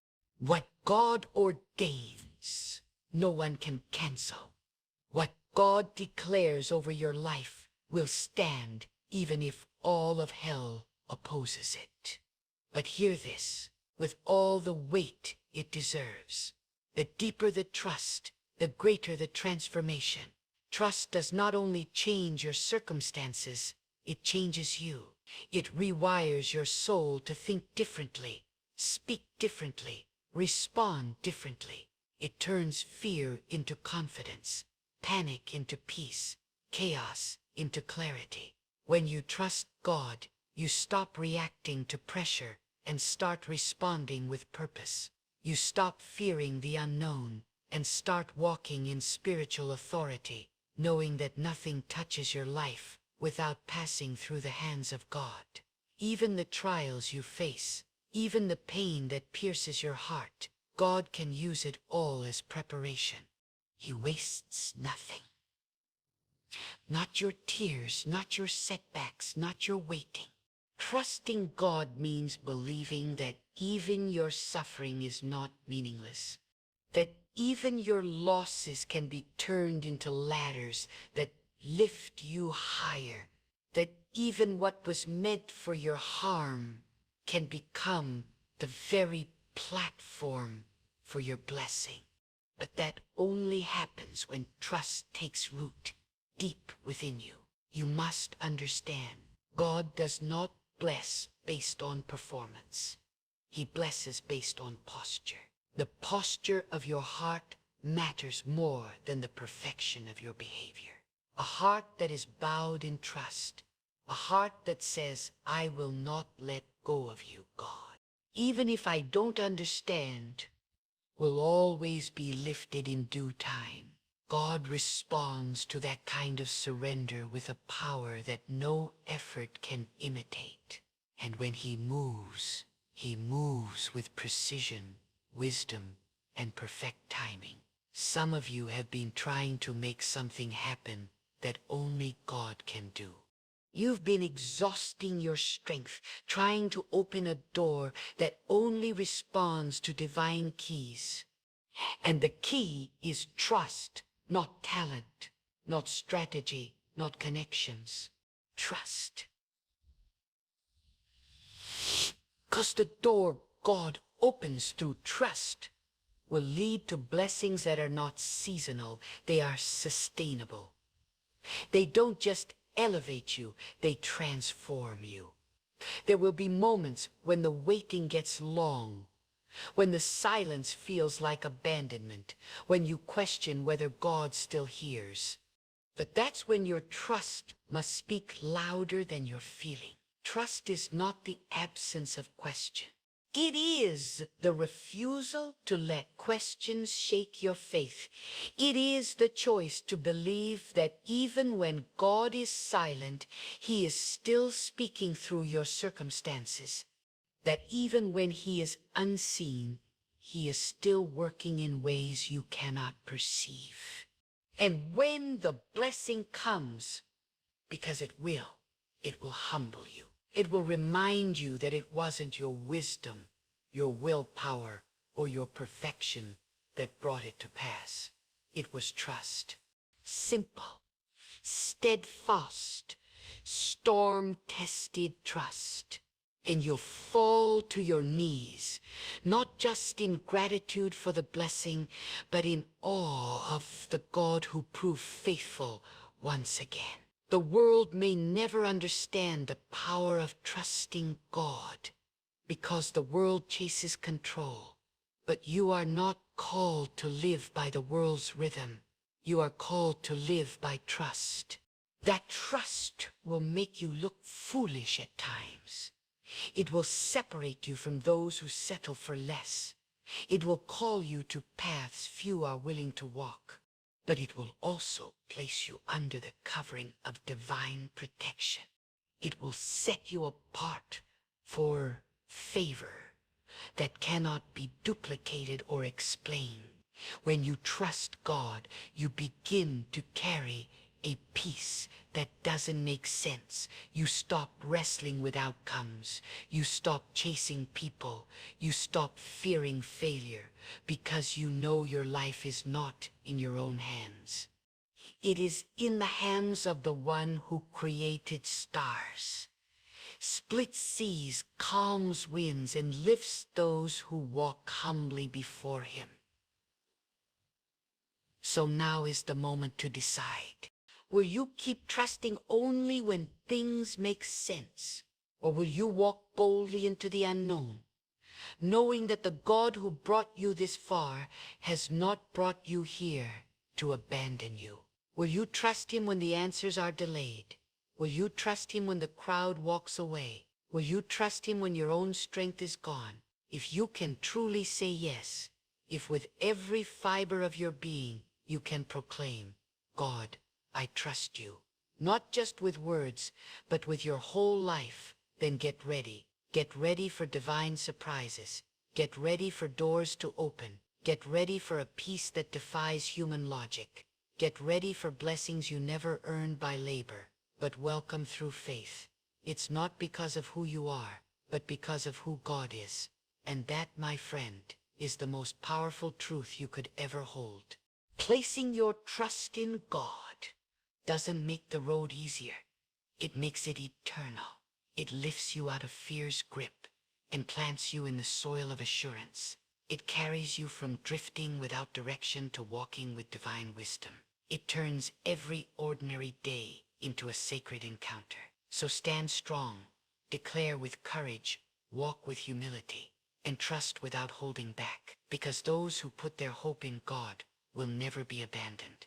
And when the blessings come, they won't just transform your life. They will stand as a living testimony that God remains faithful to all who believe. When the winds around your life begin to change, when the ground beneath you starts to shake, and when it feels as if everything is being stripped away, do not fear, do not retreat, do not collapse beneath the weight. For in that very shaking, in that very moment, God is often preparing to release something extraordinary, something you could never achieve on your own, something you wouldn't even know how to ask for, something so carefully woven by heaven that only God could bring it to pass. There comes a moment when the noise rises, not because God has abandoned you, but because he is about to silence every enemy around you.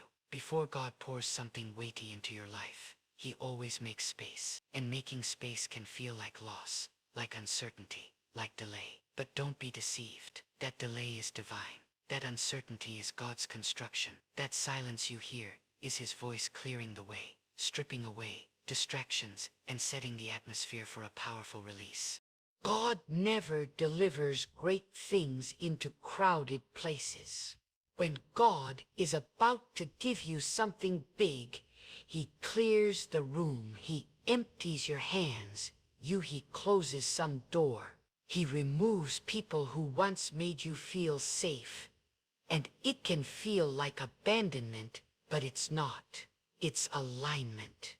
It's God saying you're not going to need them where I'm taking you. Or you see, what God has for you cannot be diluted, cannot be shared, and cannot be sabotaged by those who don't belong. So when things start falling apart, praise God. When people start walking away, praise God. When your plans collapse and nothing makes sense, praise God. That's how you'll know. That's the sign. That's the moment you should prepare your heart, because something big is coming. God never announces his blessings with fireworks. He announces them with a test of faith, a test of patience, a test of surrender. Right before the breakthrough, God will ask you to walk by faith and not by sight. He will ask you to trust him in the dark. He will ask you to believe in what you cannot see. Why? Because what he is about to give you is not ordinary. It is not natural. It is not humanly possible. It is divine. It is supernatural. It is beyond anything you could have imagined. And before he gives you that thing, he tests your foundation. He tests your posture. He tests your motives. He watches to see if your heart is still pure, if your hands are still clean, if your focus is still on him and not on the blessing. Because the size of your preparation determines the size of your reward. God doesn't give diamonds to those who can't carry pressure. He doesn't give mountains to those who can't handle the climb. He doesn't give harvest to those who slept through the planting season. So when God is about to give you something big, he will first make you uncomfortable. The discomfort is not punishment. It is preparation. You'll know it's God when everything in your spirit begins to shift. Your appetite for old habits will dry up. Your tolerance for gossip, mediocrity, and small thinking will disappear. People around you won't understand why you're suddenly so quiet, why you're not picking up their calls, why you've stopped explaining yourself. But you're not isolating. You're incubating. You're not running. You're resting in God. You are shedding the old to make room for the new. And when God sees you willing to let go of what you want to receive, what he wills, that's when the floodgates open. That's when the blessing finds you. But here's the truth. Before it gets better, it might get worse. Because elevation requires separation. The higher you go, the fewer people can breathe at your level. The more God reveals, the more he conceals you. God hides his greatest gifts before he releases them. Think of it. The seed must be buried before it can bloom. The pearl is hidden inside the shell. The gold is found deep underground. And so too the blessing God is about to give you. It is hidden but not from you. It's hidden for you. Reserved, preserved, and is being formed in the fire of trials you didn't ask for. In the silence you didn't understand. In the pain you didn't deserve. When you begin to feel like quitting, hold on. When nothing you try seems to work, stand still. When the pressure mounts and you feel like screaming, lift your hands instead. Because that resistance, that delay, that crushing weight, is not a sign that God has forgotten you. It's the proof that God is forming you. He is stretching your capacity so that when he pours the blessing, you'll carry it. You'll sustain it. You'll protect it. There is a holy weight coming into your life, and God cannot release it into a reckless spirit. He will not give sacred things to careless hands. That's why the struggle has been so long. That's why the battle has been so fierce. That's why you've been misunderstood, rejected, overlooked. God was hiding you. God was shielding you. God was setting you apart. Because what he's about to do through you requires isolation. It requires obedience. It requires a faith that is unshaken by circumstances. When God is about to give you something big, you'll notice that your spirit becomes sensitive. Things that used to entertain you will no longer satisfy you. You will hunger for quiet. You will crave prayer. You will desire the presence of God more than the approval of people. That is not coincidence. It is confirmation. It is God drawing you close, whispering to your soul, "Get ready. I'm about to do something you never saw coming. Your nuke prevented." And don't look for validation. Don't wait for others to understand what God didn't give them the vision. God gave it to you. Stop asking people for permission to walk in a promise they didn't receive. They weren't in the room when God whispered it. They didn't see what you saw. They don't carry what you carry. And so they cannot grasp the magnitude of what is coming. But deep in your spirit, you feel it every time you pray. You sense it every time you're quiet. You can't explain it, but it's there. That weight, that expectation, that unshakable belief that something is shifting, and it is. You're not crazy. You're not desperate. You're not overthinking. You are discerning. You are awake. You are in tune with the move of God. And while others are distracted by the noise of the world, you are listening for the whisper of heaven. And God is faithful. God is not a man that he should lie. If he spoke it, he will perform it. If he showed it to you, he will bring it to pass. Not on your schedule, not on your terms, but in his perfect timing. So stay ready, stay faithful, keep your hands clean and your heart pure. Because when God is about to give you something big, he watches your posture. He examines your worship. He weighs your motives, and he wants to know, do you want the blessing or do you want the giver? Do you seek the gift or do you seek God? Because if you seek God first, everything else will follow. If you chase his will, his wonders will chase you. If you bow and surrender, he will raise you in power. And the thing you thought you lost, he will restore. The thing you cried over, he will redeem. The thing you didn't think you were qualified for, he will anoint you to handle. But you must believe. You must walk with expectation, Not with arrogance, but with assurance, not with fear, but with faith. Because when God is about to give you something big, He doesn't ask you to understand. He asks you to believe. To believe when the door is shut. To believe when the answer is delayed. To believe when everything inside of you is weary. Because faith is not just believing when you see it. Faith is believing before it happens. And it is that kind of faith that moves the hand of God. And let me tell you this. When God is about to give you something big, the enemy will try harder than ever to distract you. He will send confusion. He will whisper doubt. He will stir up unnecessary conflict. And he will tempt you to settle for less than what God has promised. That's how you know you're close.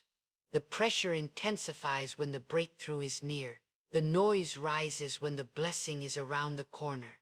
And in those moments, you must become even more rooted, even more disciplined, even more surrendered.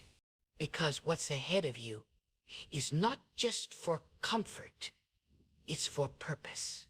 God doesn't bless just to please you. God blesses to position you. You are being positioned to influence, to speak life, to bring light where there is darkness. And so before the blessing arrives, God teaches you how to manage pain without bitterness, how to walk through betrayal without vengeance, how to suffer without losing your praise. Because when you receive what God has for you, He wants to know you won't be consumed by it. That the blessing won't turn into your burden. That the success won't silence your spirit. That the increase won't disconnect you from the source. God is not just preparing a blessing for you, He is preparing you for the blessing. And when you start to see your life through that lens, you'll begin to realize that even the setbacks were set up. The loss was a lesson. The rejection was redirection. The closed door was God's mercy keeping you from a trap. Every unanswered prayer was not denial. It was divine preservation. Because if God didn't give you what you asked for, it's because He was getting ready to give you more than you asked for. Something bigger, something eternal, something only He could make happen. There was really only one answer, but there were maybe 2 or 3 others, depending on a certain cultural. So, if you've been walking through a season where things don't add up, rejoice. You've been feeling isolated, misjudged, or forgotten. Lift your head. That's not a curse. That's not punishment. That's the weight of glory preparing to rest on your life. You see, God doesn't build palaces on unstable ground. He doesn't place crowns on the heads of the untested. So every storm you've survived, every valley you've crawled through, every tear you've cried in secret, they've all been counted. Not one moment of your pain has been wasted. Not one day of your struggle has been ignored. God saw it all, and He is faithful. The signs are not always loud, but they are clear. When God is about to give you something big, your character begins to grow faster than your comfort. Your roots deepen while the fruit delays. You begin to speak less and listen more. You start to walk away from drama, from noise, from anything that poisons your peace. That is God pulling you out of the shallow and into the sacred. That is God teaching you that real blessings don't come with chaos, but with clarity. They don't come with anxiety, but with assurance. And they don't come through striving, but through surrender. God's timing is never early. It is never late. It is precise. It is perfect. But the human heart grows weary. And in that weariness, we begin to question, has God forgotten me? Why does it take so long? But remember, every delay in your life has been in service to something greater. If God had given you what you wanted when you wanted it, you would have settled for a fraction of your purpose. God knows when you're ready. He knows when the conditions are right, and He knows how to prepare a blessing so tailor-made for your soul that when it arrives, you will say, only God could have done this. And when that blessing comes, it will not just elevate your life, it will glorify God. People will look at you and not see your talent, not see your strength, but they will see the hand of God. They will wonder how you survived, how you made it through, how you are still standing. And your life will be a living testimony. That's what the blessing is for. Not to make you boast, but to make you bow. Not to draw attention to yourself, but to point all glory back to God, the one who kept you, covered you, and carried you. Now here's a truth that might shake you. Sometimes God delays the blessing because He wants to see if you'll still worship while you wait. Will you still trust Him when nothing is changing? Will you still praise Him when doors remain shut? Will you still serve when you feel empty? That is the test. Because what you do in the waiting determines what you'll do in the winning. If you complain in the dry season, you'll grow complacent in the harvest. But if you remain faithful in a drought, you'll overflow in the rain. So guard your heart, guard your mind. Don't let bitterness take root. Don't let weariness rob your joy. Don't let impatience make you miss what's coming. Because just when you think it's over, God moves. Just when you think He's silent, He speaks. Just when you're ready to give up, He opens the door. God doesn't work on your schedule, but He always works. And His work is perfect. His ways are higher. His thoughts are wiser. And His blessings, oh His blessings, they come wrapped in peace, soaked in purpose, and sealed by His power. Listen to me now. God is not going to give you something average. He is not going to give you something that looks like what you lost. He is going to give you something better, something bigger, something that makes you forget the nights you cried, something that makes you understand why it took so long, something that humbles you, not because you deserved it, but because God is good. Up, and when it comes, you will know you won't have to force it. You won't have to manipulate people to keep it. You won't have to compromise your values to hold on to it. Because when something is from God, it fits. It flows, it feels right. It brings peace, it aligns with your spirit. It lifts you, not drains you. It gives life, not anxiety, and it glorifies God, not your ego. You see, the enemy can imitate opportunity, but he cannot manufacture peace. He can offer speed, but not substance. You can offer flash, but not foundation. That's why when you're close to your breakthrough, you must be wise. Not everything that looks good is from God. Some things are tests. Some offers are distractions dressed up as destiny. And it takes discernment to know the difference. So seek God, ask for clarity, wait for confirmation. And when God moves, move with Him. Don't second guess in all. Don't look back. Don't seek the approval of others. Because when God gives the word, no one can stop it. No delay can cancel it. No enemy can block it. No hater can undo it. What God has declared over your life, it is sealed. And some of you right now are standing on the edge of it, and you've felt it coming. You've seen glimpses in your dreams. You've heard whispers in your spirit. And yet you've been attacked more in this season than ever before. That's confirmation.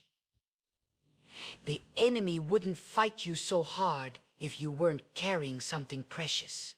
He wouldn't try to wear you out if he didn't know what was coming. You're not under attack because you're weak. You're under attack because you're close. So don't give up. Don't throw in the towel. Don't believe the lie that says it's too late. With God, it's never too late. He can restore in a moment what you thought was lost forever. He can rebuild what was shattered. He can resurrect what died. Because God is not limited by time, by logic, or by human opinion. He is sovereign. He is supreme. He is able. And he is about to do something big in your life. Something that generations after you will speak about. Something that shifts the entire atmosphere around you. Something that brings healing to your family, peace to your soul, and light to everyone around you. But for now, prepare, purify, pray, praise. Because the blessing is not just coming to you, it is coming through you. And there comes a moment in your journey when you realize the very waiting room you despise was actually a holy place. A place where God stripped you of pride, emptied you of noise, and taught you the discipline of stillness. It was in that sacred pause that your ears were tuned to the whisper of God. You didn't know it then, but that quiet season when no doors opened, when no one clapped, when nothing made sense, was the furnace where your character was being refined. God was not withholding from you. God was protecting what he was building within you. You see, when God plans to trust you with something monumental, he must first make sure you are trustworthy. It is easy to desire greatness, but it is another thing to carry it with humility. God doesn't want you to receive the blessing and forget the process. He doesn't want you to stand on a platform and think you climb there by your own strength. So before the rise comes the crushing. Before the overflow comes the pruning. Before the promise, there is always a preparation that feels like pressure. That pressure is holy. That pressure is sacred. That pressure is not the absence of God. It is the evidence that he is near. And when you begin to shift from questioning God's timing to trusting his wisdom, the atmosphere begins to change. Your prayers mature. Your worship deepens. Your dependence becomes pure. No longer are you pleading for comfort. Now you're asking for clarity. You're no longer rushing. Now you're resting in the assurance that what God has appointed, no man can cancel. You're not trying to make things happen.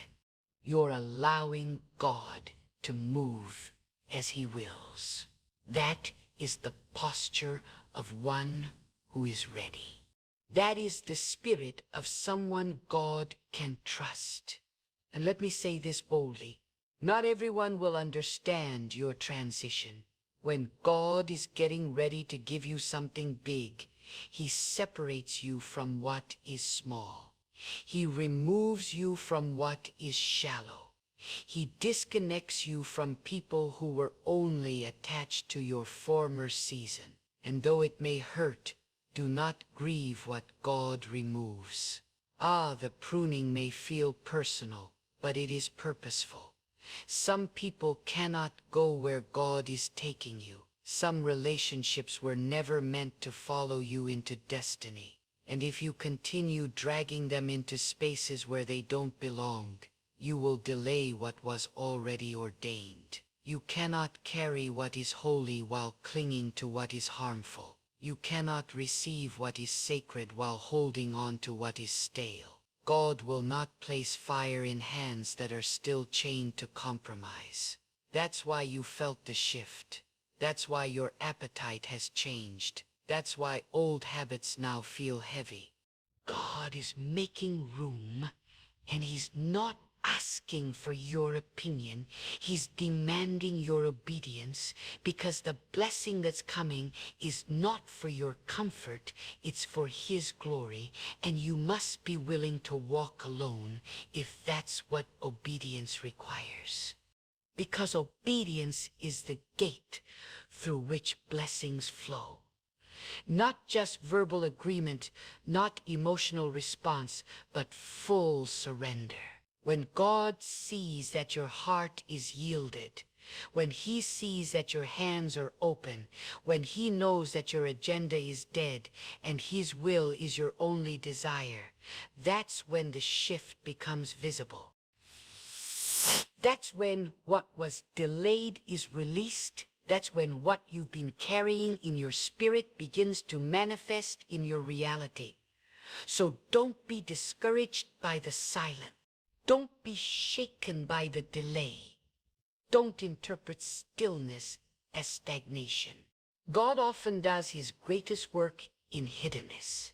The roots of a tree grow silently before the branches ever stretch toward the sky.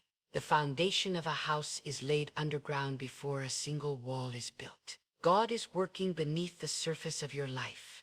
The silence does not mean he is inactive. It means he is being intentional.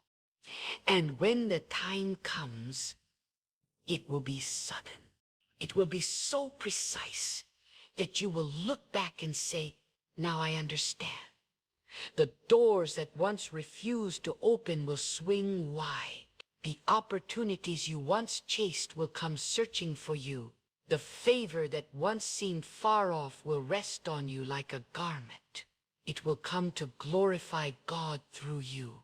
That's the sign that it's from God. It will never feed your pride. Instead, it will humble you. It won't stir up arrogance.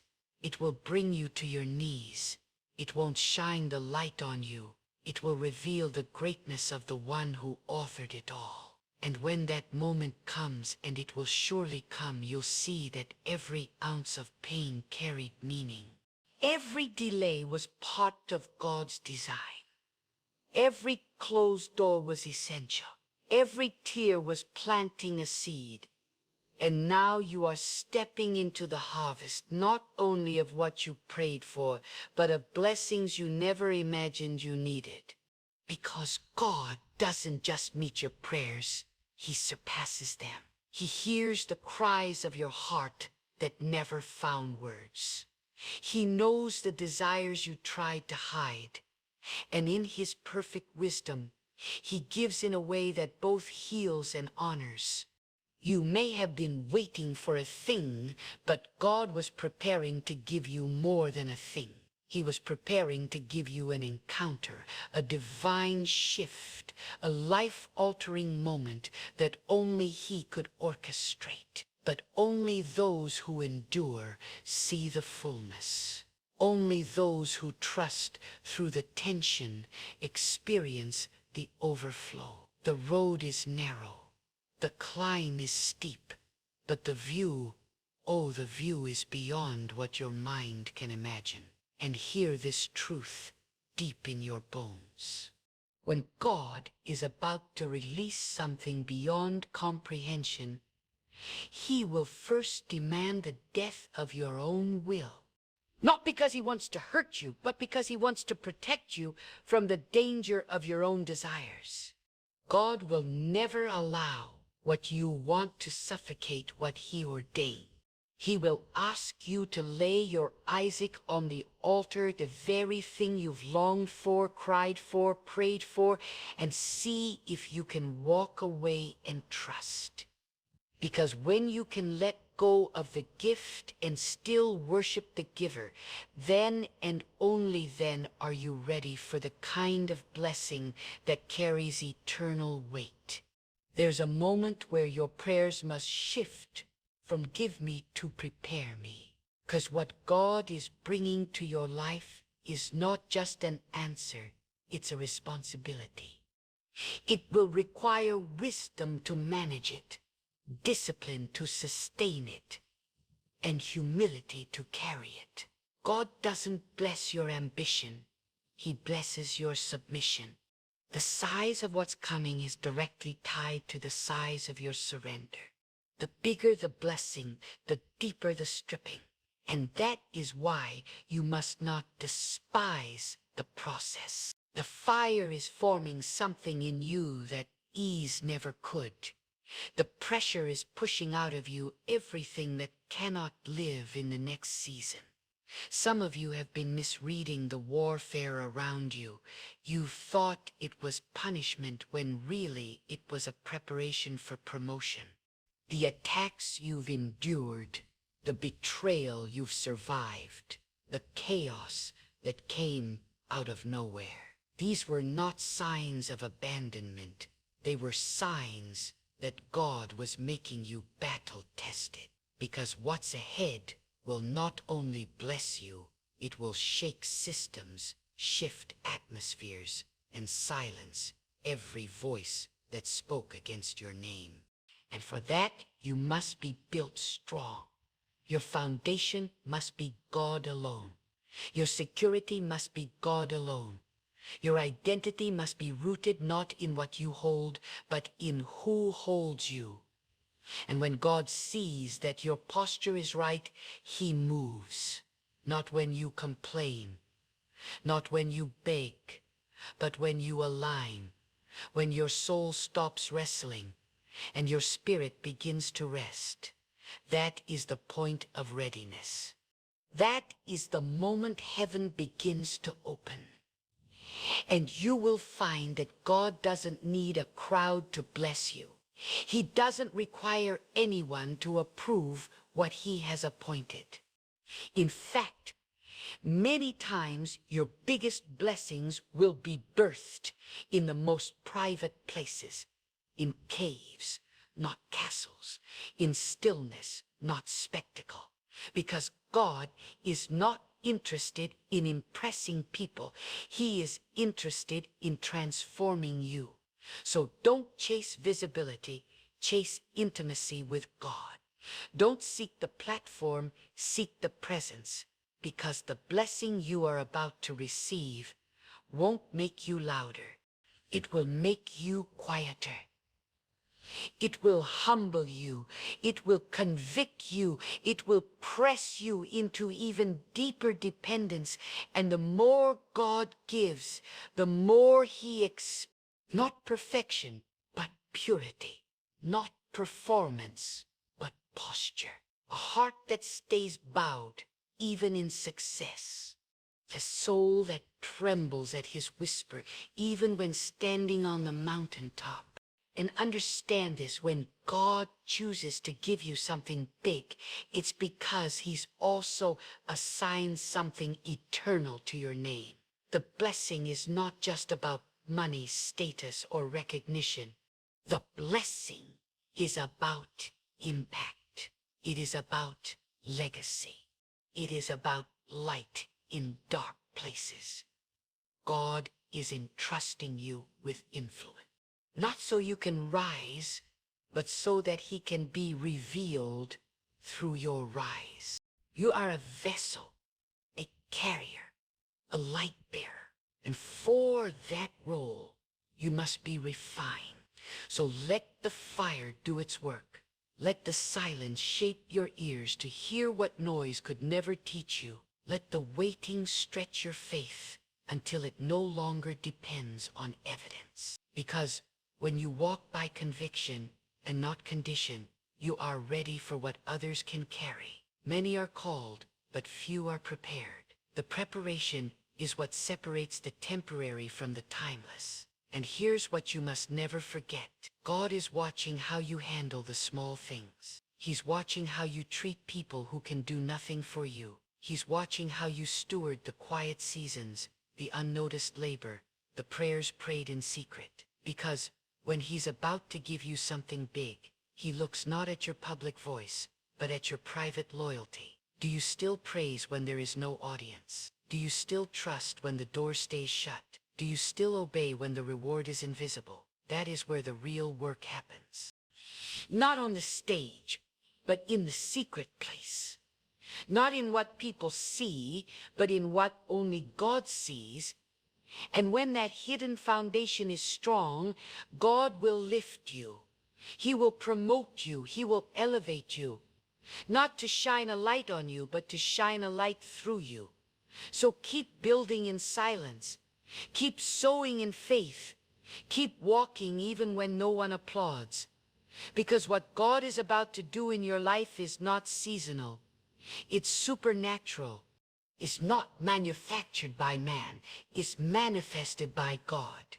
And when it comes, it will not be small. It will not be average. It will be evidence. Evidence of divine favor. Evidence that God saw you when no one else did and remembered you when everyone else forgot. And you will stand in that moment, not as someone who got lucky, but as someone who was proven, someone who was pressed, purified, and positioned, someone who passed the test. And the beauty of it all, you won't need to explain it. You won't need to defend it. It will declare the greatness of God through the story of your life. So lift your head, square your shoulders, fix your heart on God, because you are not just waiting. You are being watched by heaven. And the moment of release is coming. And when it comes, the blessing will overtake you. Not because you were the most talented, not because you had the best plan, but because you trusted God. You stayed when it hurt. You worshiped when it was dark. You kept going when it made no sense. And God will reward you in a way that only He can. And let every soul hear this now. When God is preparing to give you something big, He doesn't only examine your faith, He also examines your intentions. What are you truly asking for? Is it to serve God's purpose or to satisfy your pride? Is it to glorify His name or to elevate your own?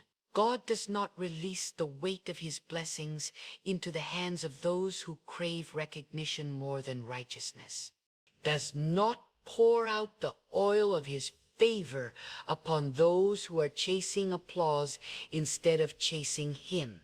The heart must be pure, the soul must be stripped of self-centered desires, because what God is about to give you is not just a reward.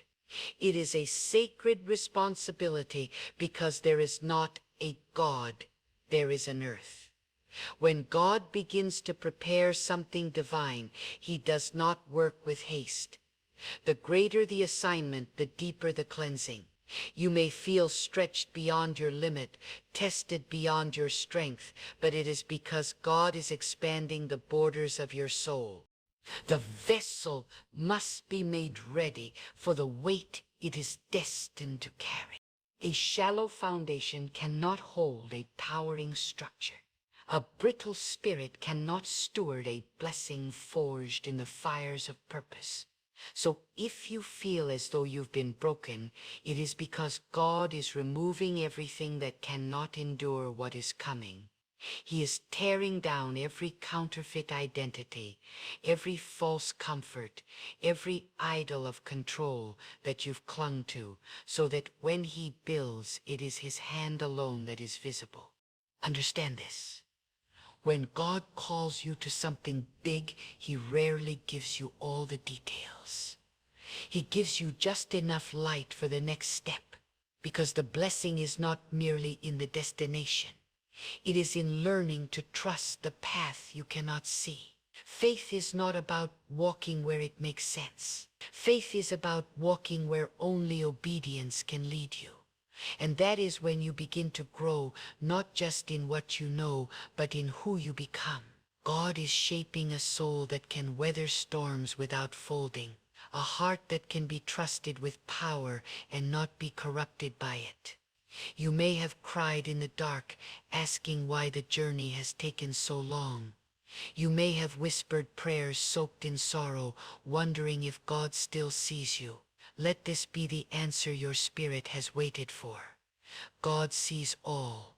God hears every unspoken plea, counts every tear that falls in secret, and reads every thought that trembles within your chest. Nothing escapes His watch. Nothing delays without purpose.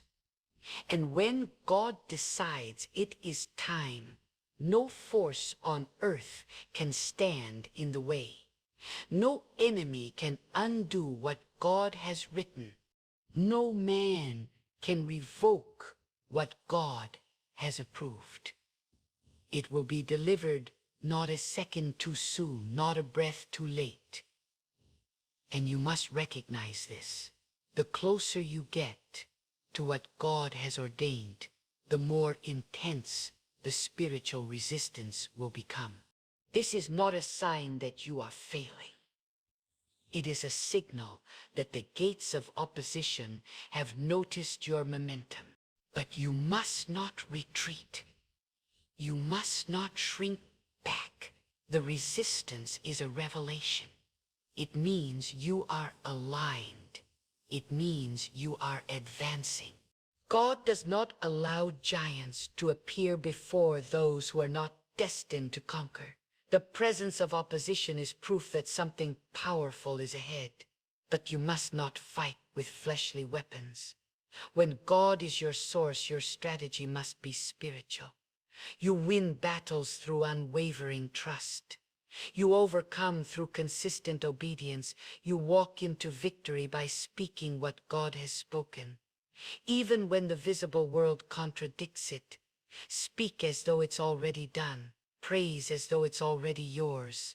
Move as though the promise is not a distant hope, but a present certainty. That is the kind of faith that commands heaven's attention, and do not let comparison dilute your conviction. What God is preparing for you cannot be measured by what others have received. Stay in your lane. Guard your eyes. Keep your focus on what God is doing in you, not what He's doing for someone else. Because when your time comes, and it will come, it will fit you perfectly. It will speak your name. It will require every lesson you've learned, every pain you've endured, every step of the obedience you've walked. You will realize then that God wasn't just preparing the blessing for you. He was preparing you for the blessing. And the transformation that happens in the waiting, that's the real miracle. Before the fruit appears, the roots go deep. Before the promise is fulfilled, the soul is fortified. God uses the waiting season to teach you things that victory alone could never teach. He uses the quiet to show you who He truly is, without distractions, without applause, without noise.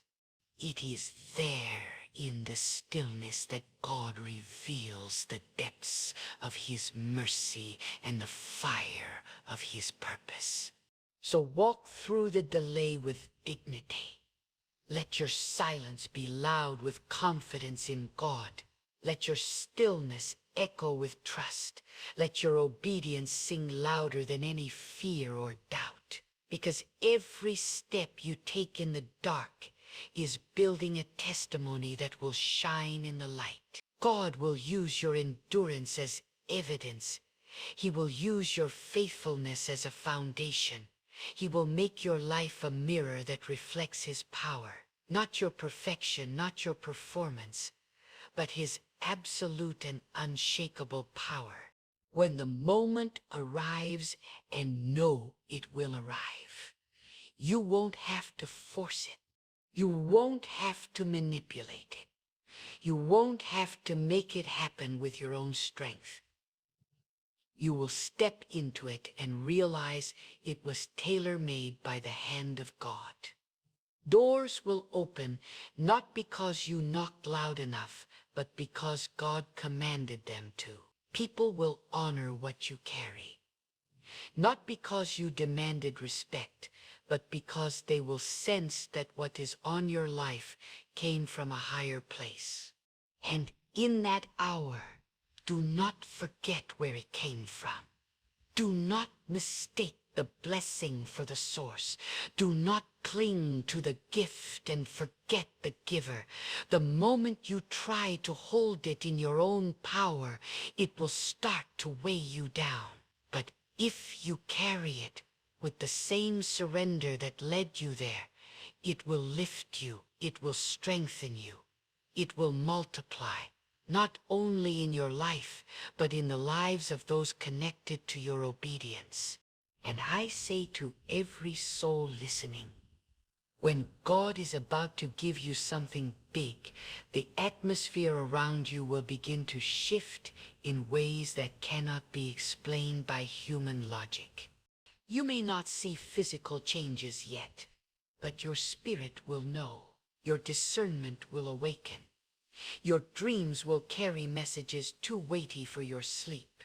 You will feel the pull toward quiet, the divine urge to step back from noise and sink deeper into stillness. Because God does not shout when he speaks destiny. He whispers it in moments of sacred solitude. He draws you away from the crowd, not to isolate you, but to elevate your awareness of him. And here is the deep truth many miss. Before God sends the increase, he often causes a shaking. The things you leaned on will tremble. The things you trusted will be tested, not to destroy you, but to strip away everything that could contaminate what is coming. God is not trying to take from you. He is trying to purify what will remain in you. Every great thing from God is born in a moment of surrender. And you cannot truly surrender until God has shown you that there's nothing else worth holding on to except him. Some of you have been wondering why your prayers haven't been answered in the way you expected. But let me speak this clearly. Just because you have not seen the fruit yet does not mean the roots aren't growing. God is working underground. God is building silently. And when he finally brings it forth, it will happen so suddenly, so unmistakably, that no man will be able to take credit. It will come from angles you did not anticipate, through doors you never knocked on, from places your mind never imagined. That's how God moves unexpectedly, but precisely. But God will not release what is great into a vessel that is still clinging to what is small. So ask yourself, what do I need to release in order to receive?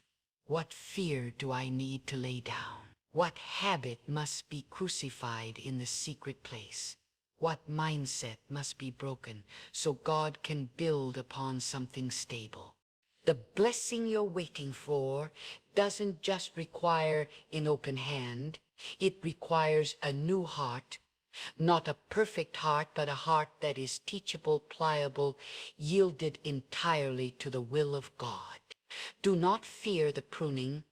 Do not resist the process. Every cut is under the control of God's wisdom. Every delay is laced with divine strategy. Every disappointment is a redirection away from the counterfeit and toward what is truly yours by appointment. And make no mistake, what God has for you, no one else can touch. You don't need to compete, compare, or control. All you need to do is stay positioned, stay humble, stay faithful, and allow God to finish what he started.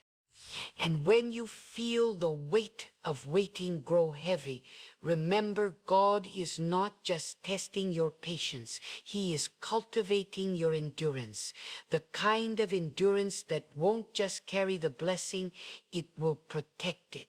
You must be able to handle what comes with the blessing, the visibility, the responsibility, the pressure, the attacks, the tests that come after the triumph. This is why God prepares in layers. And this is why God prepares in He doesn't just give, you grow into it. You become what the promise requires. And when the time is right, He lets you walk in it without fear, without shame, without apology. So do not despise the silence. God is still speaking, just not with words. You expect sometimes he speaks through closed doors, sometimes through unanswered emails, sometimes through empty rooms and restless nights. But if your ears are tuned to the frequency of the Spirit, you'll know that those moments are not void. They are divine communication. God is saying, wait, trust, I'm aligning everything. And when the alignment is complete, you won't have to ask for the blessing. It will chase you. It will find you at the intersection of obedience and surrender. And when it arrives, be ready to carry it with grace. Because with every big blessing comes big accountability.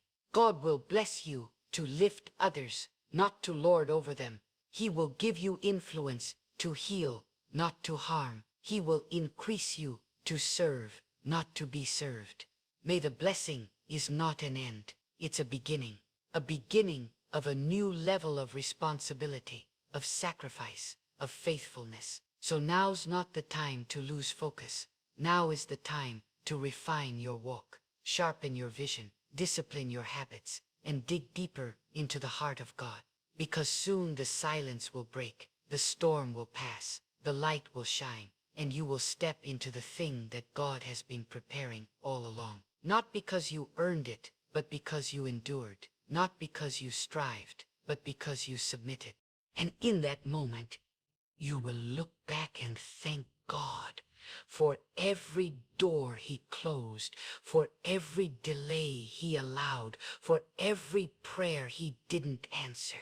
Because now you see what he was doing. He wasn't withholding. He was perfecting.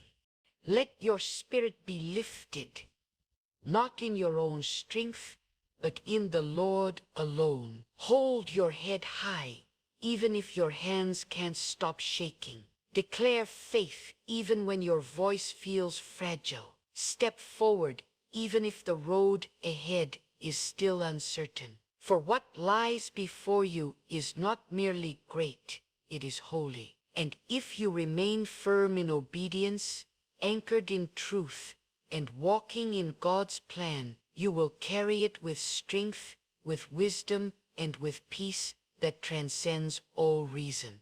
This is the moment when God rearranges things suddenly, when long-awaited hopes take form, when whispered prayers turn into living evidence, when quiet trust is honored in the open.